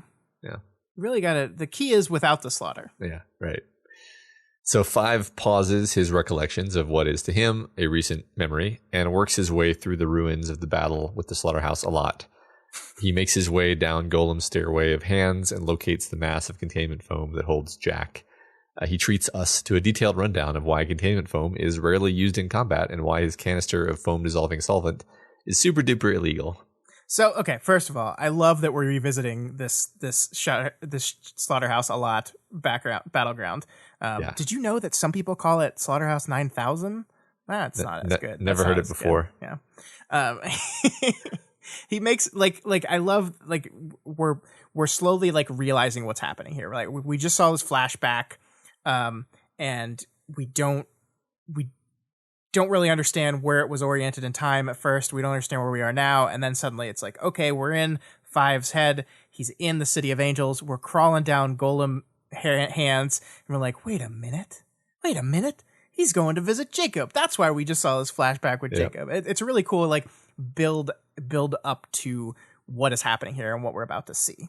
Yes. I thought it was beautiful. It was so visually evocative for me. I would just love to see fan art of like this one lone boy dressed like a miniature English accountant making his way through, which is really one of the more fantastic settings, right? It's this area of Los Angeles that Kansu, is it? I don't remember. Damn. I don't, anyway, there were Endbringers besides the 3? Yeah, right, exactly. The Endbringer who like stamps a city into a horrifying labyrinth. That Endbringer had hit this area, and then a whole bunch of like other shaker powers had just completely messed it up. And then we follow Golem's hand statues. Like this would be such a great image. I really would love to see like fan art of this. Yeah, and we haven't talked much about the writing in this chapter, but like it is very much in the mind of a number boy, where it's like super detail oriented and measurement oriented and like specifics of angles and all that stuff. And I think that just kind of enhances the visual of him crawling through the city. Yeah. A little bit. Yeah. Right. Okay. So look, a lot of people out there are like, see, Scott, see, this is why, Scott. This is why you were wrong about containment foam 3 years ago, Scott. Do you feel burned, Scott? Do you feel burned? Well, no, because Jeff is clearly wrong here, Matt. And let's recall that he's a deviation from the number boy line, and it's clear to me now that this deviation has resulted in errors in both calculation and just general knowledge. And in conclusion, it is not I, but the clone children who are wrong. So. Okay. I mean, it seems obvious to me. I don't know. Headcanon accepted. There we go. Moving on and All never right. talking about that again. Yeah. It's the containment foam thing I thought was pretty fun. No, actually. It's fun. Like, I think, like, I made a complaint, like, really early in the story, and it, like, became a thing, and so I just, like, had fun with it throughout the rest of the story as it being a thing. Like, I never actually, like, cared. Like, I don't think it ever actually made the story worse for me, ever. Right. I think it was just a thing. Like, containment foam's cool. I like it. Yeah. That's the end. Me too. But I think one of the cool things about this, and I kind of want to talk to you about this, is so 5 is here, and he finds this big old like pile of containment foam, and as we're going through this explanation, we see that like as he's spraying the anti-foam on it and he's giving his explanation, he's like, what person could have merited this expenditure of foam? And it's like Jacob, apparently, Jack Slash. And I don't know, like the first time I read it, I'm not so sure about this opinion anymore, but the first time I read it, I was like, did he not like know for sure that this is where Jack was?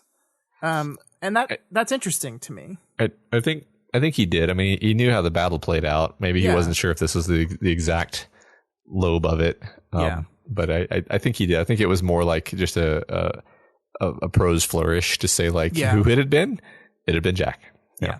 I think you're right. I think on a second time through, when I was like, I wrote down my notes, was like, this is confusing, and then I read it again, and I was like, I think you're right. It's just a little flourishy thing there, to kind of try to get that Jack Slash reveal land a little bit more. And I like that this, like, one of the things the book does here is, I guess it's very possible for you to read that entire first section and not know that Jacob is Jack Slash.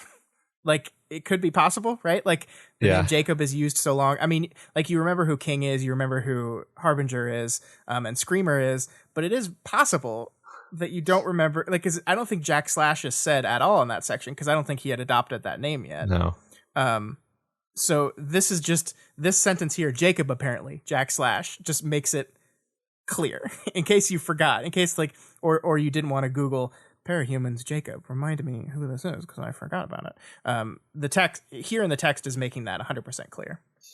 Yeah, it must be a constant challenge to be the writer of something that has gone on for this much time, because there has to be a constant balance between trusting your readers to get things and then also maybe putting in clues for the people who don't have a podcast about the thing. Don't read each chapter 4 times and then talk about it for 2 hours a week. Yeah. Because like for me, as soon as I saw like, okay, wait, Kurt and Jacob, Kurt is number man. Okay, I got it. Like that was all it took for me. Sure. But I'm sure there's people out there who are like, what? But I mean, he throws in a lot of other hints. Like Jacob hits his hood with the edge of like a nail file. And it's like, well, that's Jack's power. What else would that be? So yeah, no, I think you're right. I mean, the hints are there, but I think the text does say, okay, I'm just going to state this outright. Right. Sure. Yeah. Why not? Right.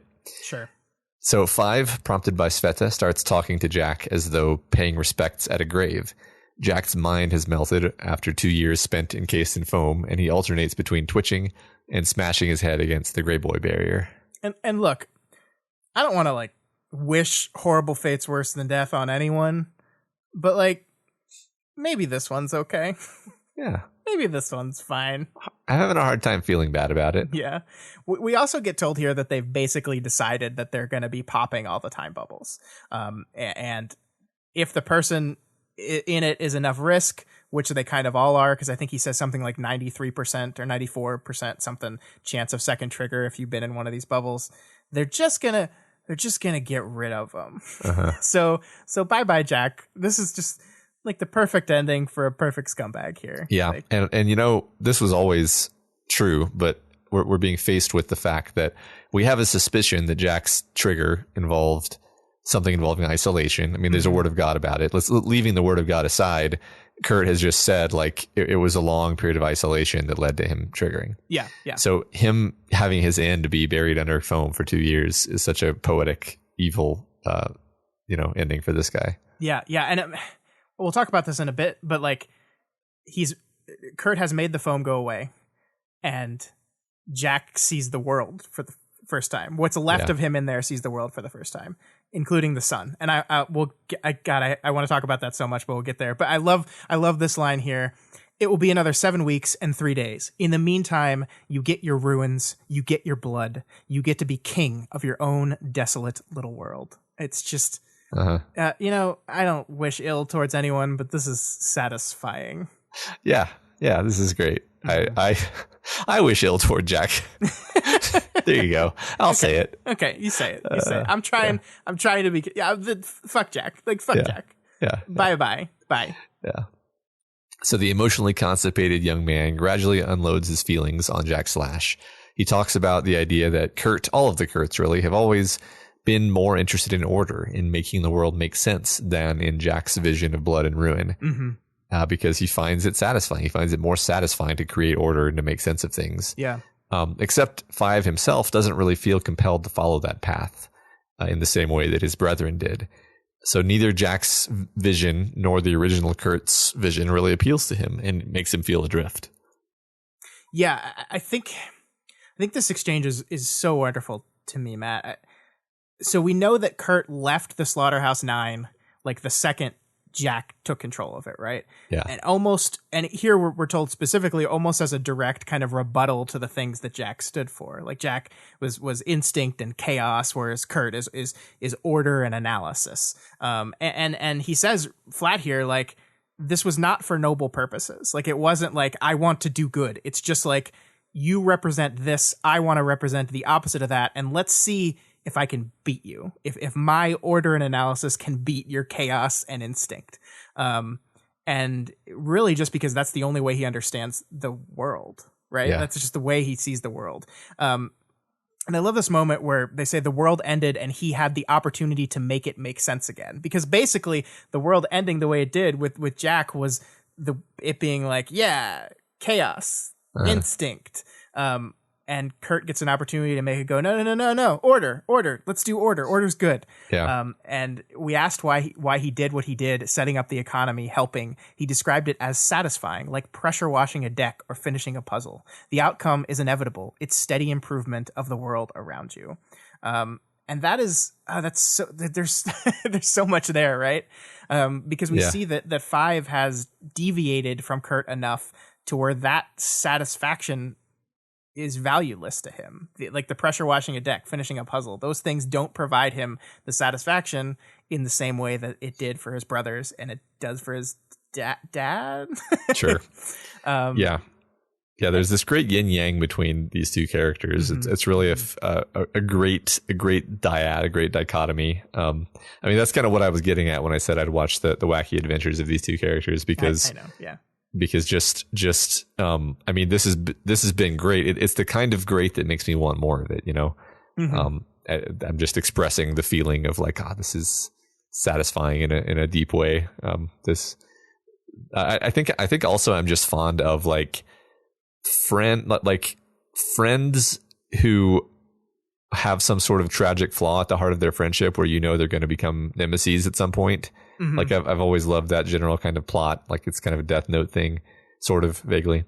How dare you? How dare you? Sorry, God, I know. Power Rangers and Death Note, we're doing well today.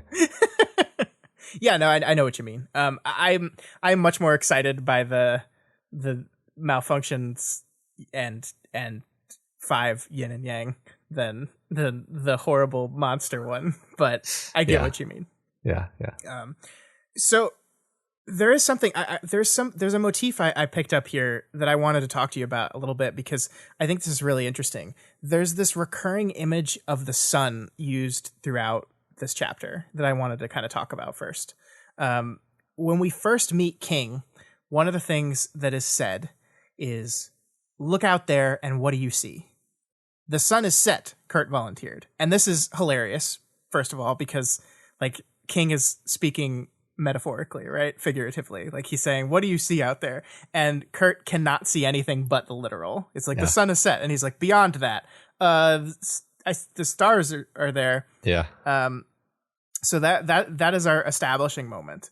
And then a little bit later, King says, the sun has set. People hide in their homes, listening to the news, and they wonder if we are myths or magicians. We will reveal the truth to them, that we are monsters. Get yourself cleaned up, or they will think we are the pathetic sort of monster. So now King takes Kurt's literal observation and makes it both literal and metaphorical, because he's saying, yes, it's nighttime, the sun has set, but also the sun has set on this world, and we are going to show it what we are going to the sun has set on the world. It's time for the monsters to come out. We're going to show this world what it really is. So he's using kind of a figurative bit of language there that I really love. And then in this scene, As Jeff is airing out his feelings at Jack Slash, we get this beat. The man continued to stare at the sun to the point he would be damaging his eyes if that was even possible.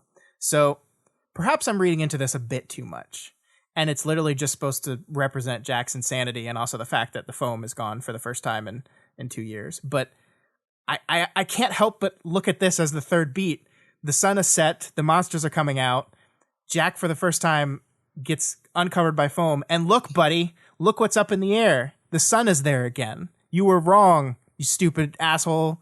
You were wrong. You were both wrong. King was wrong. You were wrong. There's the sun. Here it comes. It's still up there. Life is going on. The sun has risen again. Fuck you. I think I love it. I love it so much. Yeah. I do too. I love the visual motif. It plays perfectly into everything we've been talking about too. Mm-hmm. It's just perfectly of a piece with the ideas, which is exactly how you should do a visual motif. And I know Jack has gone nuts, as of course you kind of would in that hell, but I can't help but seeing that look at the sun and reading into a bit of realization about just how wrong he was in it. In some pocket in his brain that might still be aware enough to process that. Because it gives me satisfaction and makes him more miserable, and that makes me happy. So that's my headcanon. Yeah, staring at the sun. Also, I feel like that might be like a Camus reference, but I can't actually put my finger on the exact reference right now, so maybe not. Okay.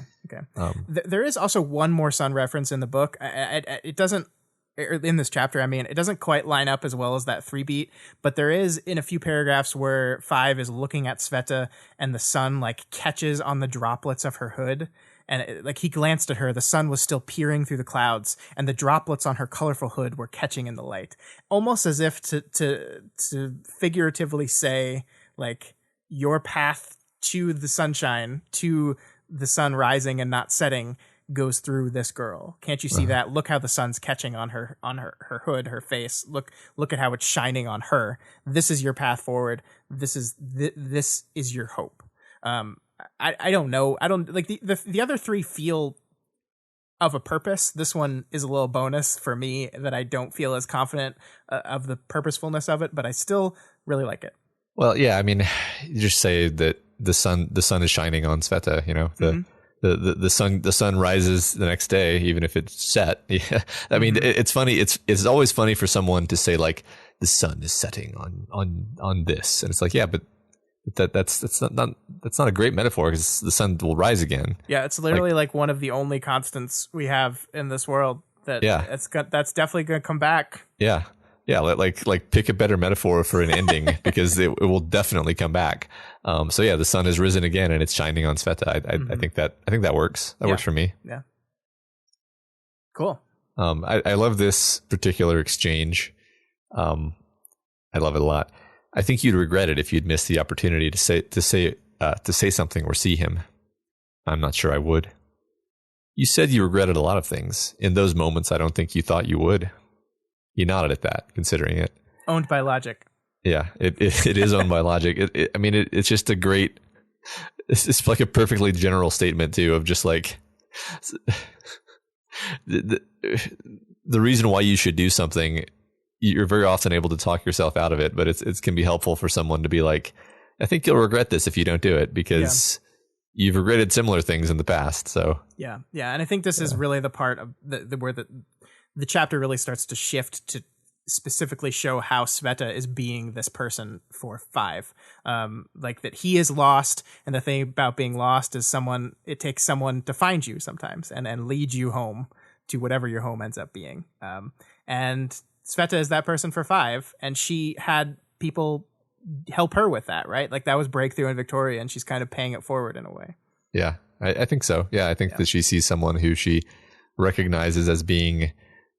What's interesting is you can't really say, oh yeah, 5 is in the same situation as Sveta. Like no, like really very few details, if any, are similar or reminiscent. Mm-hmm. But I think it's like, well, he's struggling with finding his place, and I think that is what she was seeing that she could help with. Yep.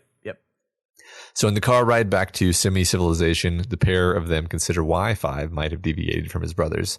and what path he might choose now. He mentions that Sveta was a bit of a flashpoint. The others wanted Sveta dead, and he didn't, and the feelings were strong enough on both sides to drive in the wedge. After a nap, he says that part of what drives him is a desire to understand things that he doesn't understand. And isn't Sveta just the perfect vector for that kind of thing? Like, she's just the perfect character when you set that up. It's like, I want to understand things that don't make any sense. And it's like, hey, it's Sveta. Yeah. She's almost like perfectly crafted to annoy the specific parts of Number Man, right? Like, she's artistic, she's inconsistent. Like Sveta is a character who throughout the course of this book has driven a lot of the community mad in the ways in which she's sometimes pushed against or rejected like the logical, the rational, the utilitarian path. Like, she's kind of always been like the no, I don't want, that sounds bad. And like to the point where a lot of people were like, Sveta, why? And so to put her up with the type of person who thinks that way specifically, I think is just brilliant. Like, it's just like, I hadn't seen it until this point. Like, I just thought it was a fun plot point. And I mean, it's cool because of how it relates to Sveta's specific Cauldron conflict. Like, it's really cool in that way. But on the other side of it, from the Number Boy perspective, I think it's just wonderful as well. And Wildbow captures this central concept of misunderstanding and confusion through music. And I think this is really cool because she's listening to the song in the car, and it says it was harmonic with borderline abrasive synth tones with more emphasis on where the notes weren't than anything. Sveta's head bobbed with the staccato breaks in the music, and he can't stand it. He hates it. And she doesn't say it's good either, right? Like, it's like, you're awake. It's interesting. It's not good, but it's new. So it's like she's agreeing, yeah, it's not good, but like it's new and different, and it's cool, and I like it, and it's creative, and he just doesn't get that at all. And she's like, yeah, but you can learn. Like, there's the way to learn. I like the emphasis on where the notes weren't, I think, is just a brilliant way to show the ways in which Sveta confuses the shit out of a person of order and analytical stuff like Number Man is. Yeah. It's this is really interesting to me because it's funny. I forgot about this until this moment, but it reminds me of when I used to hang out with a guy. We would listen to this local university radio station, and in fact, local university radio stations always have this quality I found where they just play the weirdest shit, and and it's because they're usually being DJ'd by like some student who's volunteered to do it, and they kind of want to show off how eclectic they are, and so like everything you're listening to is just like completely weird and esoteric, and you'll never hear anything like it again. And and like it's not what I would really choose to spend my time listening to. I mean, I'm someone who listens to like the same 4 CDs like 10,000 times each, without exaggeration. That is how I live my life. But like I my friend clearly liked to listen to this other radio station, and I can see the appeal of it, but I also like my comforts, right? It's a fun dichotomy of these two types of character, like the guy who wants everything to be nailed down in its place, understood, comfortable, and Sveta who doesn't want to be comfortable. She wants to explore. Yeah, and she's okay with the fact that she doesn't exactly like the sound of it, because just the idea of something that I've never heard before is interesting to her. And I mean, like, the thing is, like, it's not saying that like music by itself is anti-order, because it's not, right? Like there is, you can get super analytical with music and put it and make it very ordered and controlled and analyzed. Like, you can do that with music. It's just, that's not the type of music that she's listening to right now. And it's just like I just love it as a way to perfectly encapsulate their differences, while also just being totally true to who Sveta is, because like this, we see here, we get reminded that this is coming from Weld, who was like, Weld was basically that friend of yours, like exactly, like he just loved weird ass music, like that was one of his things, and so that it makes total sense that this rubbed off on her in a way. I love it so much. Yeah, that's cool. So we kind of jump ahead a bit. Jeff the Nice Number Boy is next seen helping the Major Malfunctions beat down a giant, terrifying machine army putty robot. He sort of seems to be helpful in the fight, but then after it's over, he realizes that they would have been fine without him. So like 5 has a bit of an ego, I would say, but not so much that he can't accept that these guys are actually competent. And, you know, I think he'll make a great fit on this team in kind of a hilarious fit while being a misfit way. And, you know, I think like Sveta says, what 5 needs isn't really a purpose so much as a family. And that clued me into like what is going on with this chapter, which I don't think I had gotten until this point, because like the way 5 frames it is like, oh, I had this purpose and then I had this purpose and then I had this purpose. And then but he also sort of subtextually frames it in a way where I think Sveta pays more attention to the fact that, well, first he had his family in the Slaughterhouse 9. Then he switched to his family being Cauldron, and then his family became Citrine and the Number Boys. So it's not family that he needs. It's not some abstract purpose. It's people who can rely on him and who, for him to rely on. Yeah, and it's the yin to his yang. But just like a better one. God, can we talk about this forever? Yeah. Like the major malfunctions, or majors as they're now called, are just the perfect family for a number boy looking to make sense of things he doesn't understand, because they don't make sense, Matt. They've got like 0 official training. They probably should have died like 100 times by now, but they didn't. They're still here. They're still alive. And as we see here, as we take that pin out of the concept of instinct, they are people that operate primarily on instinct. That is like, he watches them fight and he helps them. And what I want to make sure is clear here is that like, it's not like he participates in this fight and it is determined that, oh, actually they don't need my help at all and there's nothing I can contribute to this group. Obviously that's not true, but it's just they process the battlefield in a way that is entirely different from his method. And it throws him off. He didn't expect it. And they can teach him something and he can teach them something. And it's our perfect kind of Jacob-Kurt relationship coming together in people that are so much better for each other than those two were. Absolutely. Yeah. I mean, it's actually, I'm kind of geeking out right now, just imagining how functional they'll be once he actually integrates with the team, because like, imagine his power coupled with withdrawals, like his ability to mathematically understand things with like withdrawals, physics breaking goo that he uses. It's like, man, that they're going to be such a powerhouse. They're going to be really great because they're going to be the best of both worlds. They're going to work well instinctually, and they're going to have one of the best analytical minds ever working with them.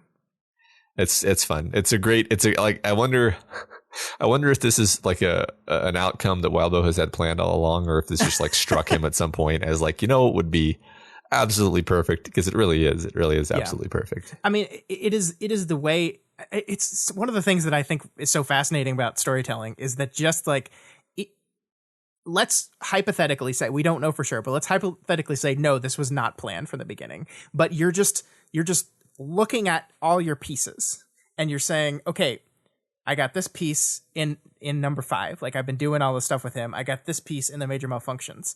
And then you just look at these pieces maybe from a different angle and you're just like, oh, wait a minute. Look at, oh my God, they fit together so perfectly. And then you just run with it and it just becomes beautiful, and it becomes so perfect that even if it wasn't, it seems like that was where the story was heading all along. Right. I love it. I love it so much. I never saw it coming. Saw it coming. It's so satisfying, like pressure washing a deck or finishing a puzzle. Exactly. We're just a couple of number boys, Matt. I like things to make sense, Scott. That's why I had to do this podcast. And you like to be creative. That's why you did this podcast. Yeah. But I don't really like weird music though. I'm not a weird music person. So yeah. It doesn't, the metaphor doesn't work perfectly. I'm sorry. So Sveta gives a document to Jeff saying that Citrine and all of his brothers have signed off on his decision to depart, and they're giving him some seed capital. And he signs it. I love the detail that like number 4, which is the crazy one, like he can see just with the pen stroke that he signed it more reluctantly than the others. Yeah. But still, he signed it. He did. Yeah. There's not going to be, I think that's good because that allows us to relax and be like, okay, yeah. Right. Like, this is the weird thing about epilogues is that, like, there's not a lot of tension, really. I mean, and there's not supposed to be at this point, right? Like, this is the denouement. This is the end. This is past the end. Like, we don't need to deal with, like, tension and conflict and these kind of things. It's just supposed to be resolution. So, like, we don't want, like, lingering fears, really. And I think, like, so I think that the extra step of saying, like, not only can you choose this family, but yes, your old family, even the evil one is cool with it. They're okay. And so, like, there's no lingering tension here. Like, really, I mean, I guess if you squinted, you could say, oh, what if they change their mind and then come hunt him down and kill him? I guess that could happen. But I don't think the text wants you to be thinking that. I think the text wants you to be like, everyone's cool with this. If you're cool with it, this can be your home now. Yeah. Well, also, I kind of feel like one quality of Kurt's is that Kurt's sort of rise to the level or sink to the level of the family that they're with. When he was with Slaughterhouse 9, he was a monster.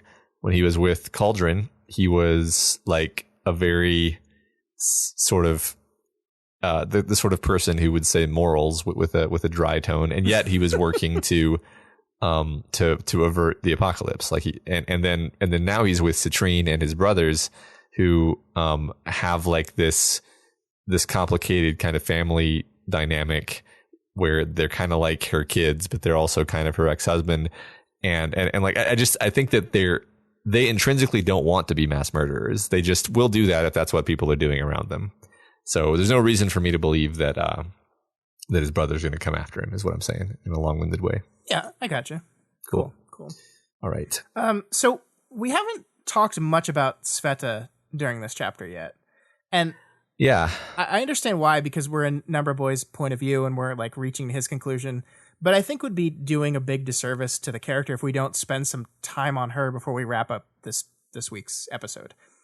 Because I think like what's happening here in the background, like it happened with Rain, and I think like it happened with Victoria, is Sveta is getting her conclusion as well.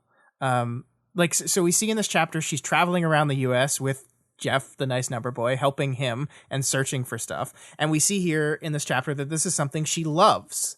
She says, I love traveling. I'm enjoying this. And we remember that some of her happiest moments at the start of this book were when she was with Weld, traveling around the world looking for her home. And for a time, she really thought that the reason that made her so happy was because she was with Weld. But she's gone through that relationship. She's left that relationship. And I think she's learned a little about herself, and she's learned that she just really likes to travel. And if it's with a person that she likes, it's great. It's not Weld as the answer to everything. It's just traveling with a person you like just makes you happy. And that's a thing that she enjoys. That's a thing that makes her happy. Having good company makes her happy. Even if that company is the clone of an ex-Slaughterhouse 9 member who also was a former Cauldron person and brother of a bunch of dudes that totally wanted to kill you. Yeah, of course. And that, I think, is another part. Like, she trusts a number boy. Like, she's not, like, tolerating him because it's convenient or because it's for the greater good or because there's a world-ending threat happening in the near future, and recognizes his skill and it's necessary to be with this person for now. She's helping this dude because she cares about him and because she wants to, and he's Cauldron, kind of. That's a big deal. That's a big deal.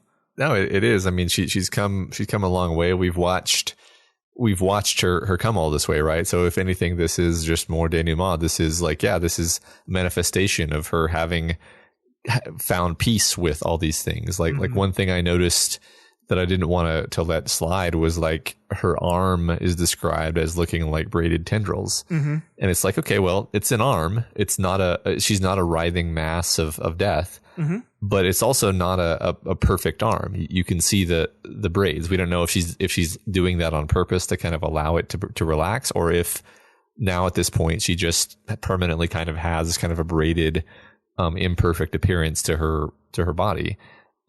in either case, I think it sort of says the same thing, that like her body is not really something where she's hyper fixated on its perfection anymore. She's come to accept that maybe it'll never quite be exactly the way she would want it to be.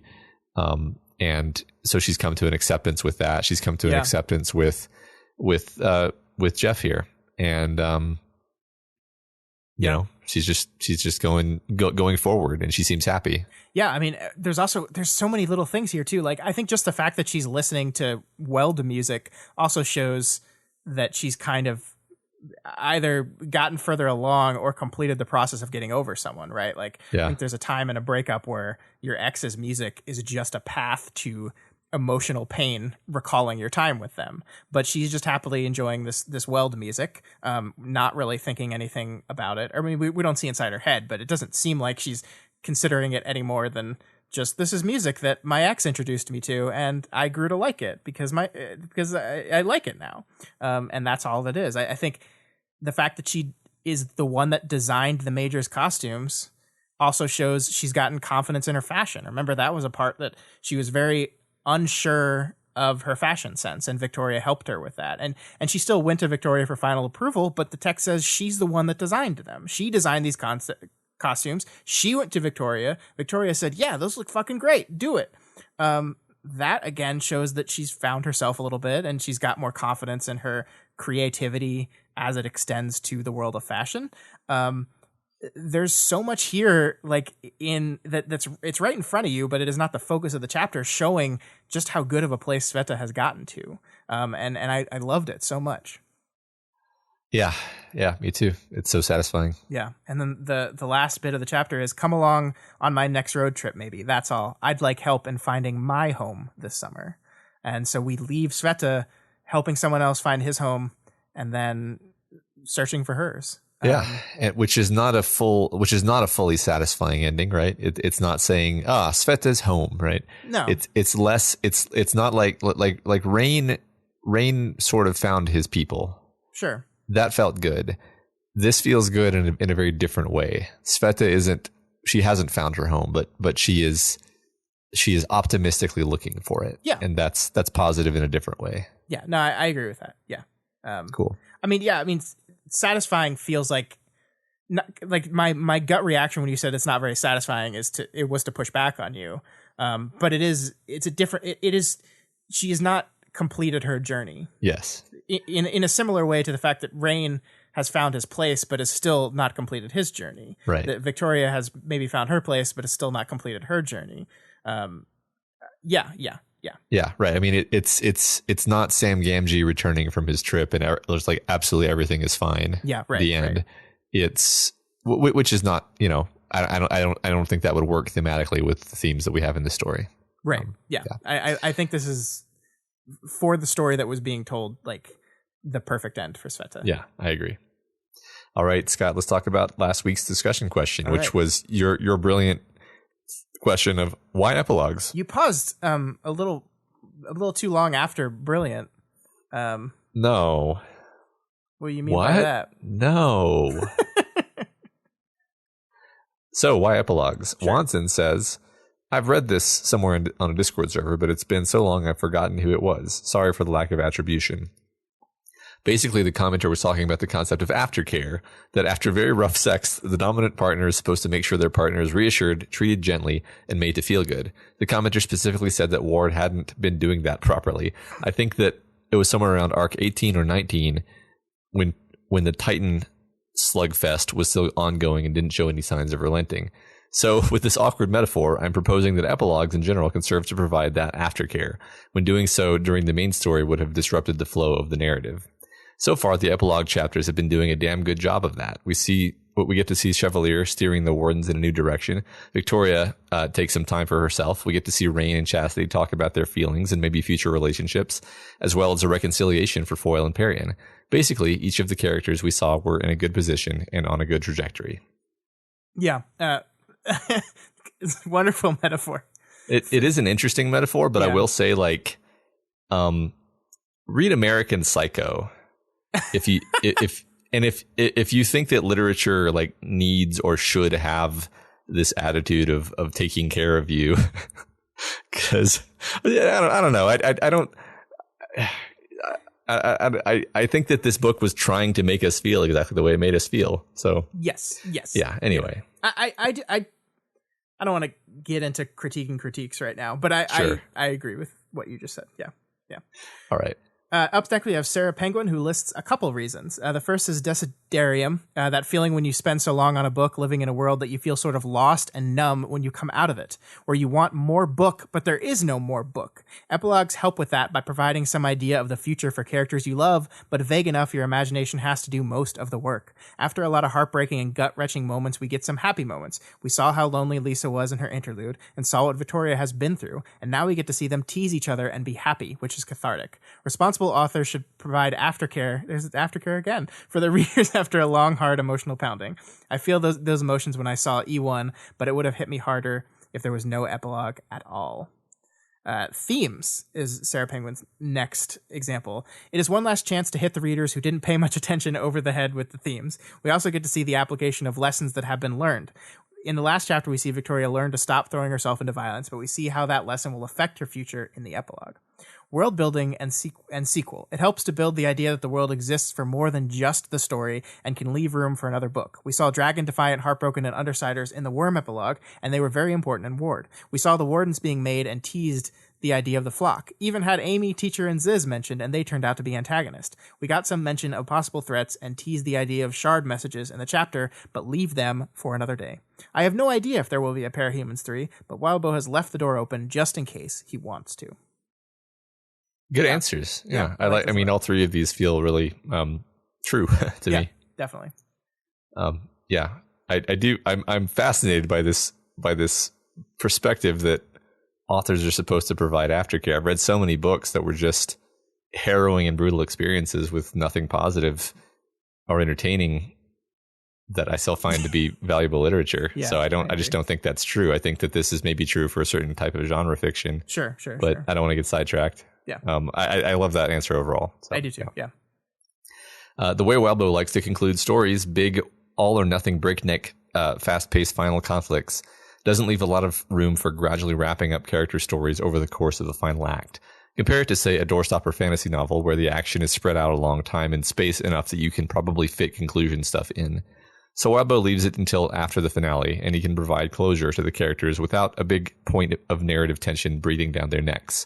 I won't say this approach is better or worse than another one, but it's the one he uses. I mean, sure. I honestly find Wildbow's endings very satisfying, and the thing is, across all the different Wildbow stories, they actually vary quite a bit in length. In many cases, they're just sort of one chapter of. In many cases, he hasn't written that many things. Mm-hmm. Sometimes it's just one chapter in length, and it still feels really satisfying. So I think it's sort of like how it's a how you use it and what is it for type thing. Yeah, I love this point of Months for College saying, can provide closure without a big point of narrative tension breathing down their necks. I think that ties in really nicely to what we were talking about there at the end of the last chapter with the idea that we can see closure without having to be worried about conflict, if you know what I mean. It's just resolution. Sure. Well, what's funny is, we talk about 2 chapters for 2 hours every week. Mm-hmm. And the thing is, the reason we're able to find a lot of these kind of details and things like that is that we did spend the time on it, right? But if you're just reading it through once, your mind is going to be dominated by your like in the moment anxiety about the conflicts that are happening. Sure. And you're going to notice the stuff that's going on at the periphery, but you're not going to notice it with the same level of volume, if you will. So slowing down, like Sarah Penguin said, banging us over the head with the themes in a setting where we're actually going to be receptive to them because we're not distracted by other things. I think that's a good thing. Yeah, I agree, because there's not a giant titan destroying the world as we speak. Yeah. I agree. You are more receptive to the themes in a resolution type atmosphere. I agree. Yeah. Kausubalu says epilogues provide catharsis to the reader, letting them see the consequences of the character's actions within the climax and how the world has begun to adjust to the change in status quo.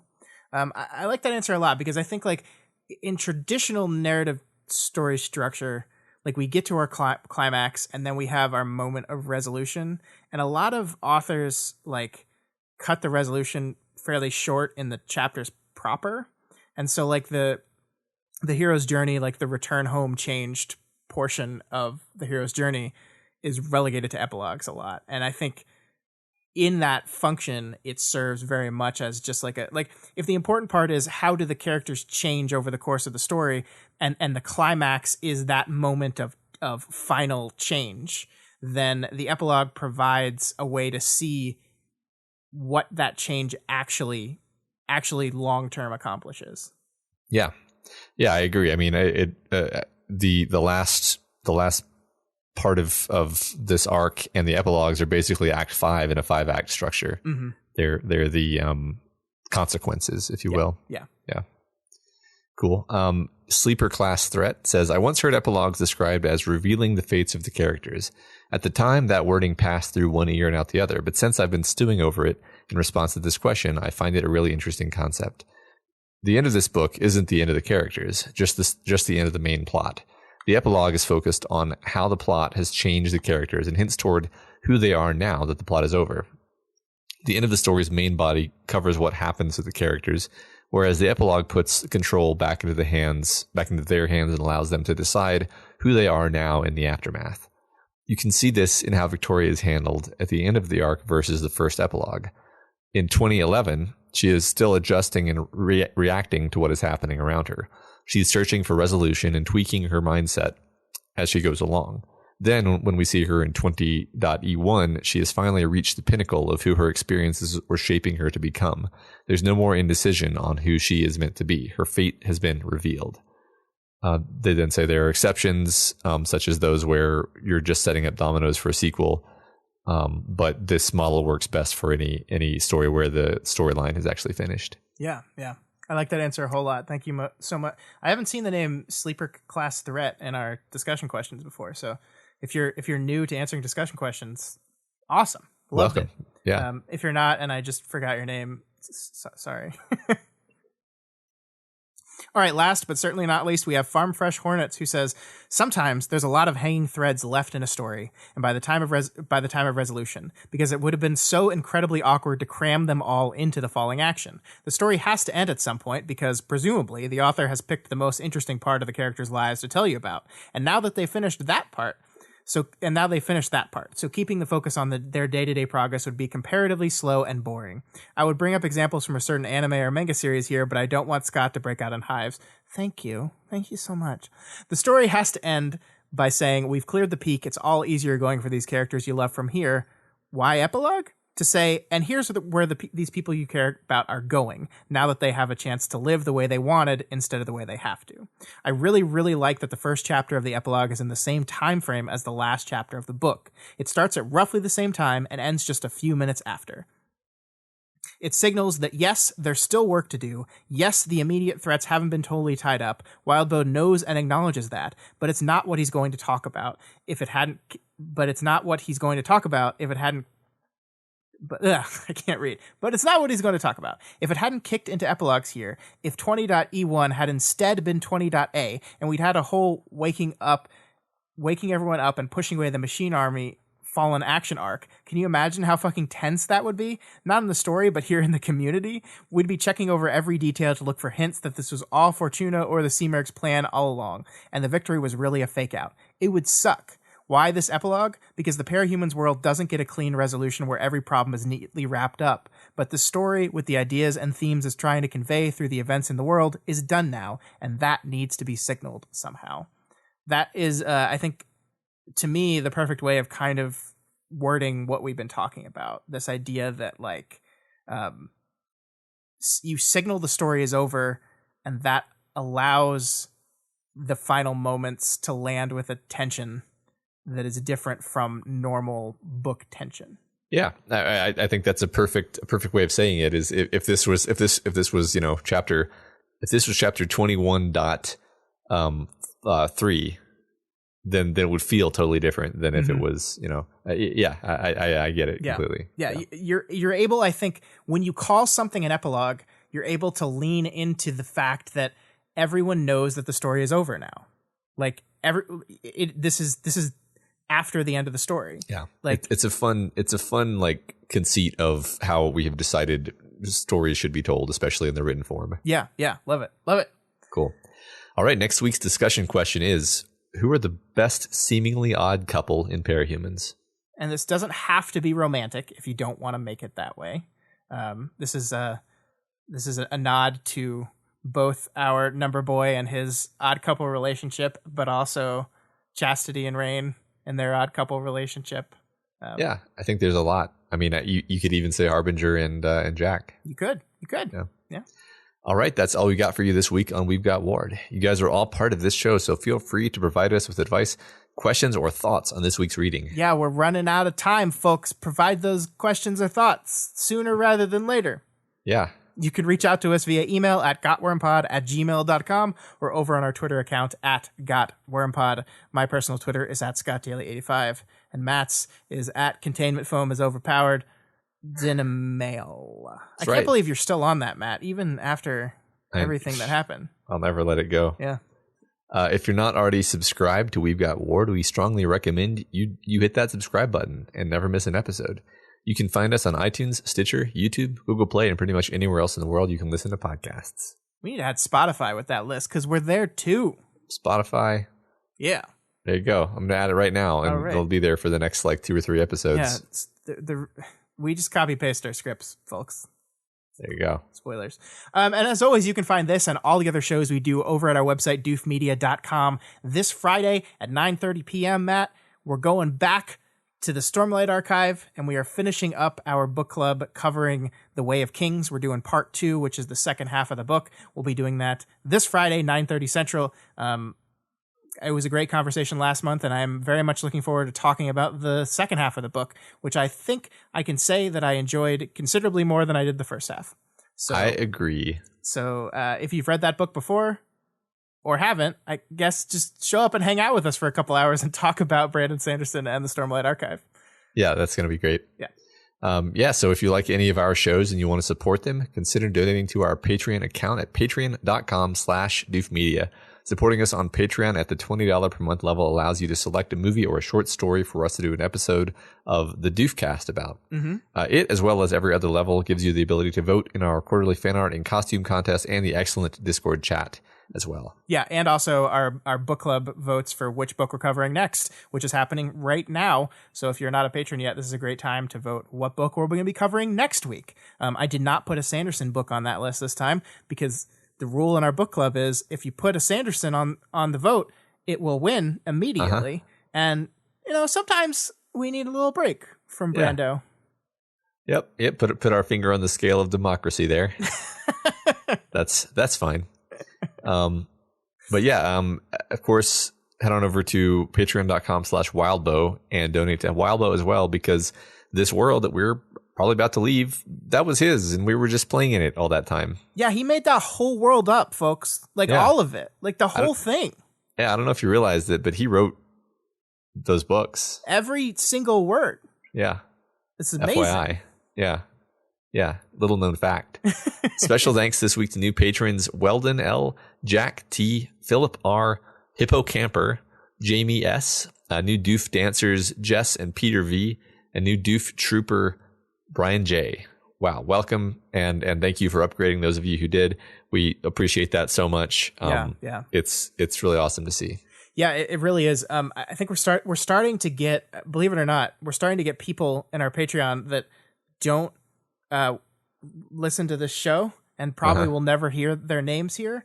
But that's this weird thing about our community has expanded to the point where people that haven't read Wildbow works before are starting to join it. We're going to have to figure out a way to solve that problem. But for now, everyone just give those people a round of applause that they maybe cannot hear. Okay, good job. All right, good. And of course, if you cannot afford to donate right now, that is absolutely okay. You can always help us out by sharing this podcast everywhere. Ward is coming to an end. There's a lot of people that now that it's ending have been waiting for the end so they could binge it, and they're going to maybe want a companion for that binge, and it could be us. So recommend our podcast to them as they're binging the book. And of course, you can always help us out by heading on over to Apple Podcasts or Stitcher and leaving us a rating and a review. We have a new review this week, Matt. It's been a while, but we have a new review that comes from More Draka, who says, incredibly eye-opening look into literary analysis through an engaging lens. Remarkably insightful and in-depth of a complex and challenging piece of writing. Their analysis is intensive and their interactions are immensely entertaining. My only warning to those going in is that they are awfully fond of things being normal. They tend to skew towards a fairly shallow view on morality, and overall you can tell they put their absolute all into analyzing the work, but touch less into actually thinking about it. There are some indescribably bad takes in here. That said, absolutely worth the time to listen. Thank you. Thank you for your feedback. It's 5 stars, so I'll take it. I'll take all 5 of those stars. I'll take it. I would describe the bad takes, but you just can't. You just can't describe them. So awful. Yeah. How do you analyze something without thinking about it? I don't know. I don't know, Scott. We appreciate your positive yes. review, and on a certain level, I can even understand your frustration. Although obviously I'm me, so I think that I was right. You know what I say? I say 5 stars are 5 stars. 5 stars, yeah. That's well said, Scott. Well said. Thank you so much. That's all we've got for you this week. Next week, the end? Question mark. I don't know. Maybe. I don't know. Maybe we'll see. I guess we will.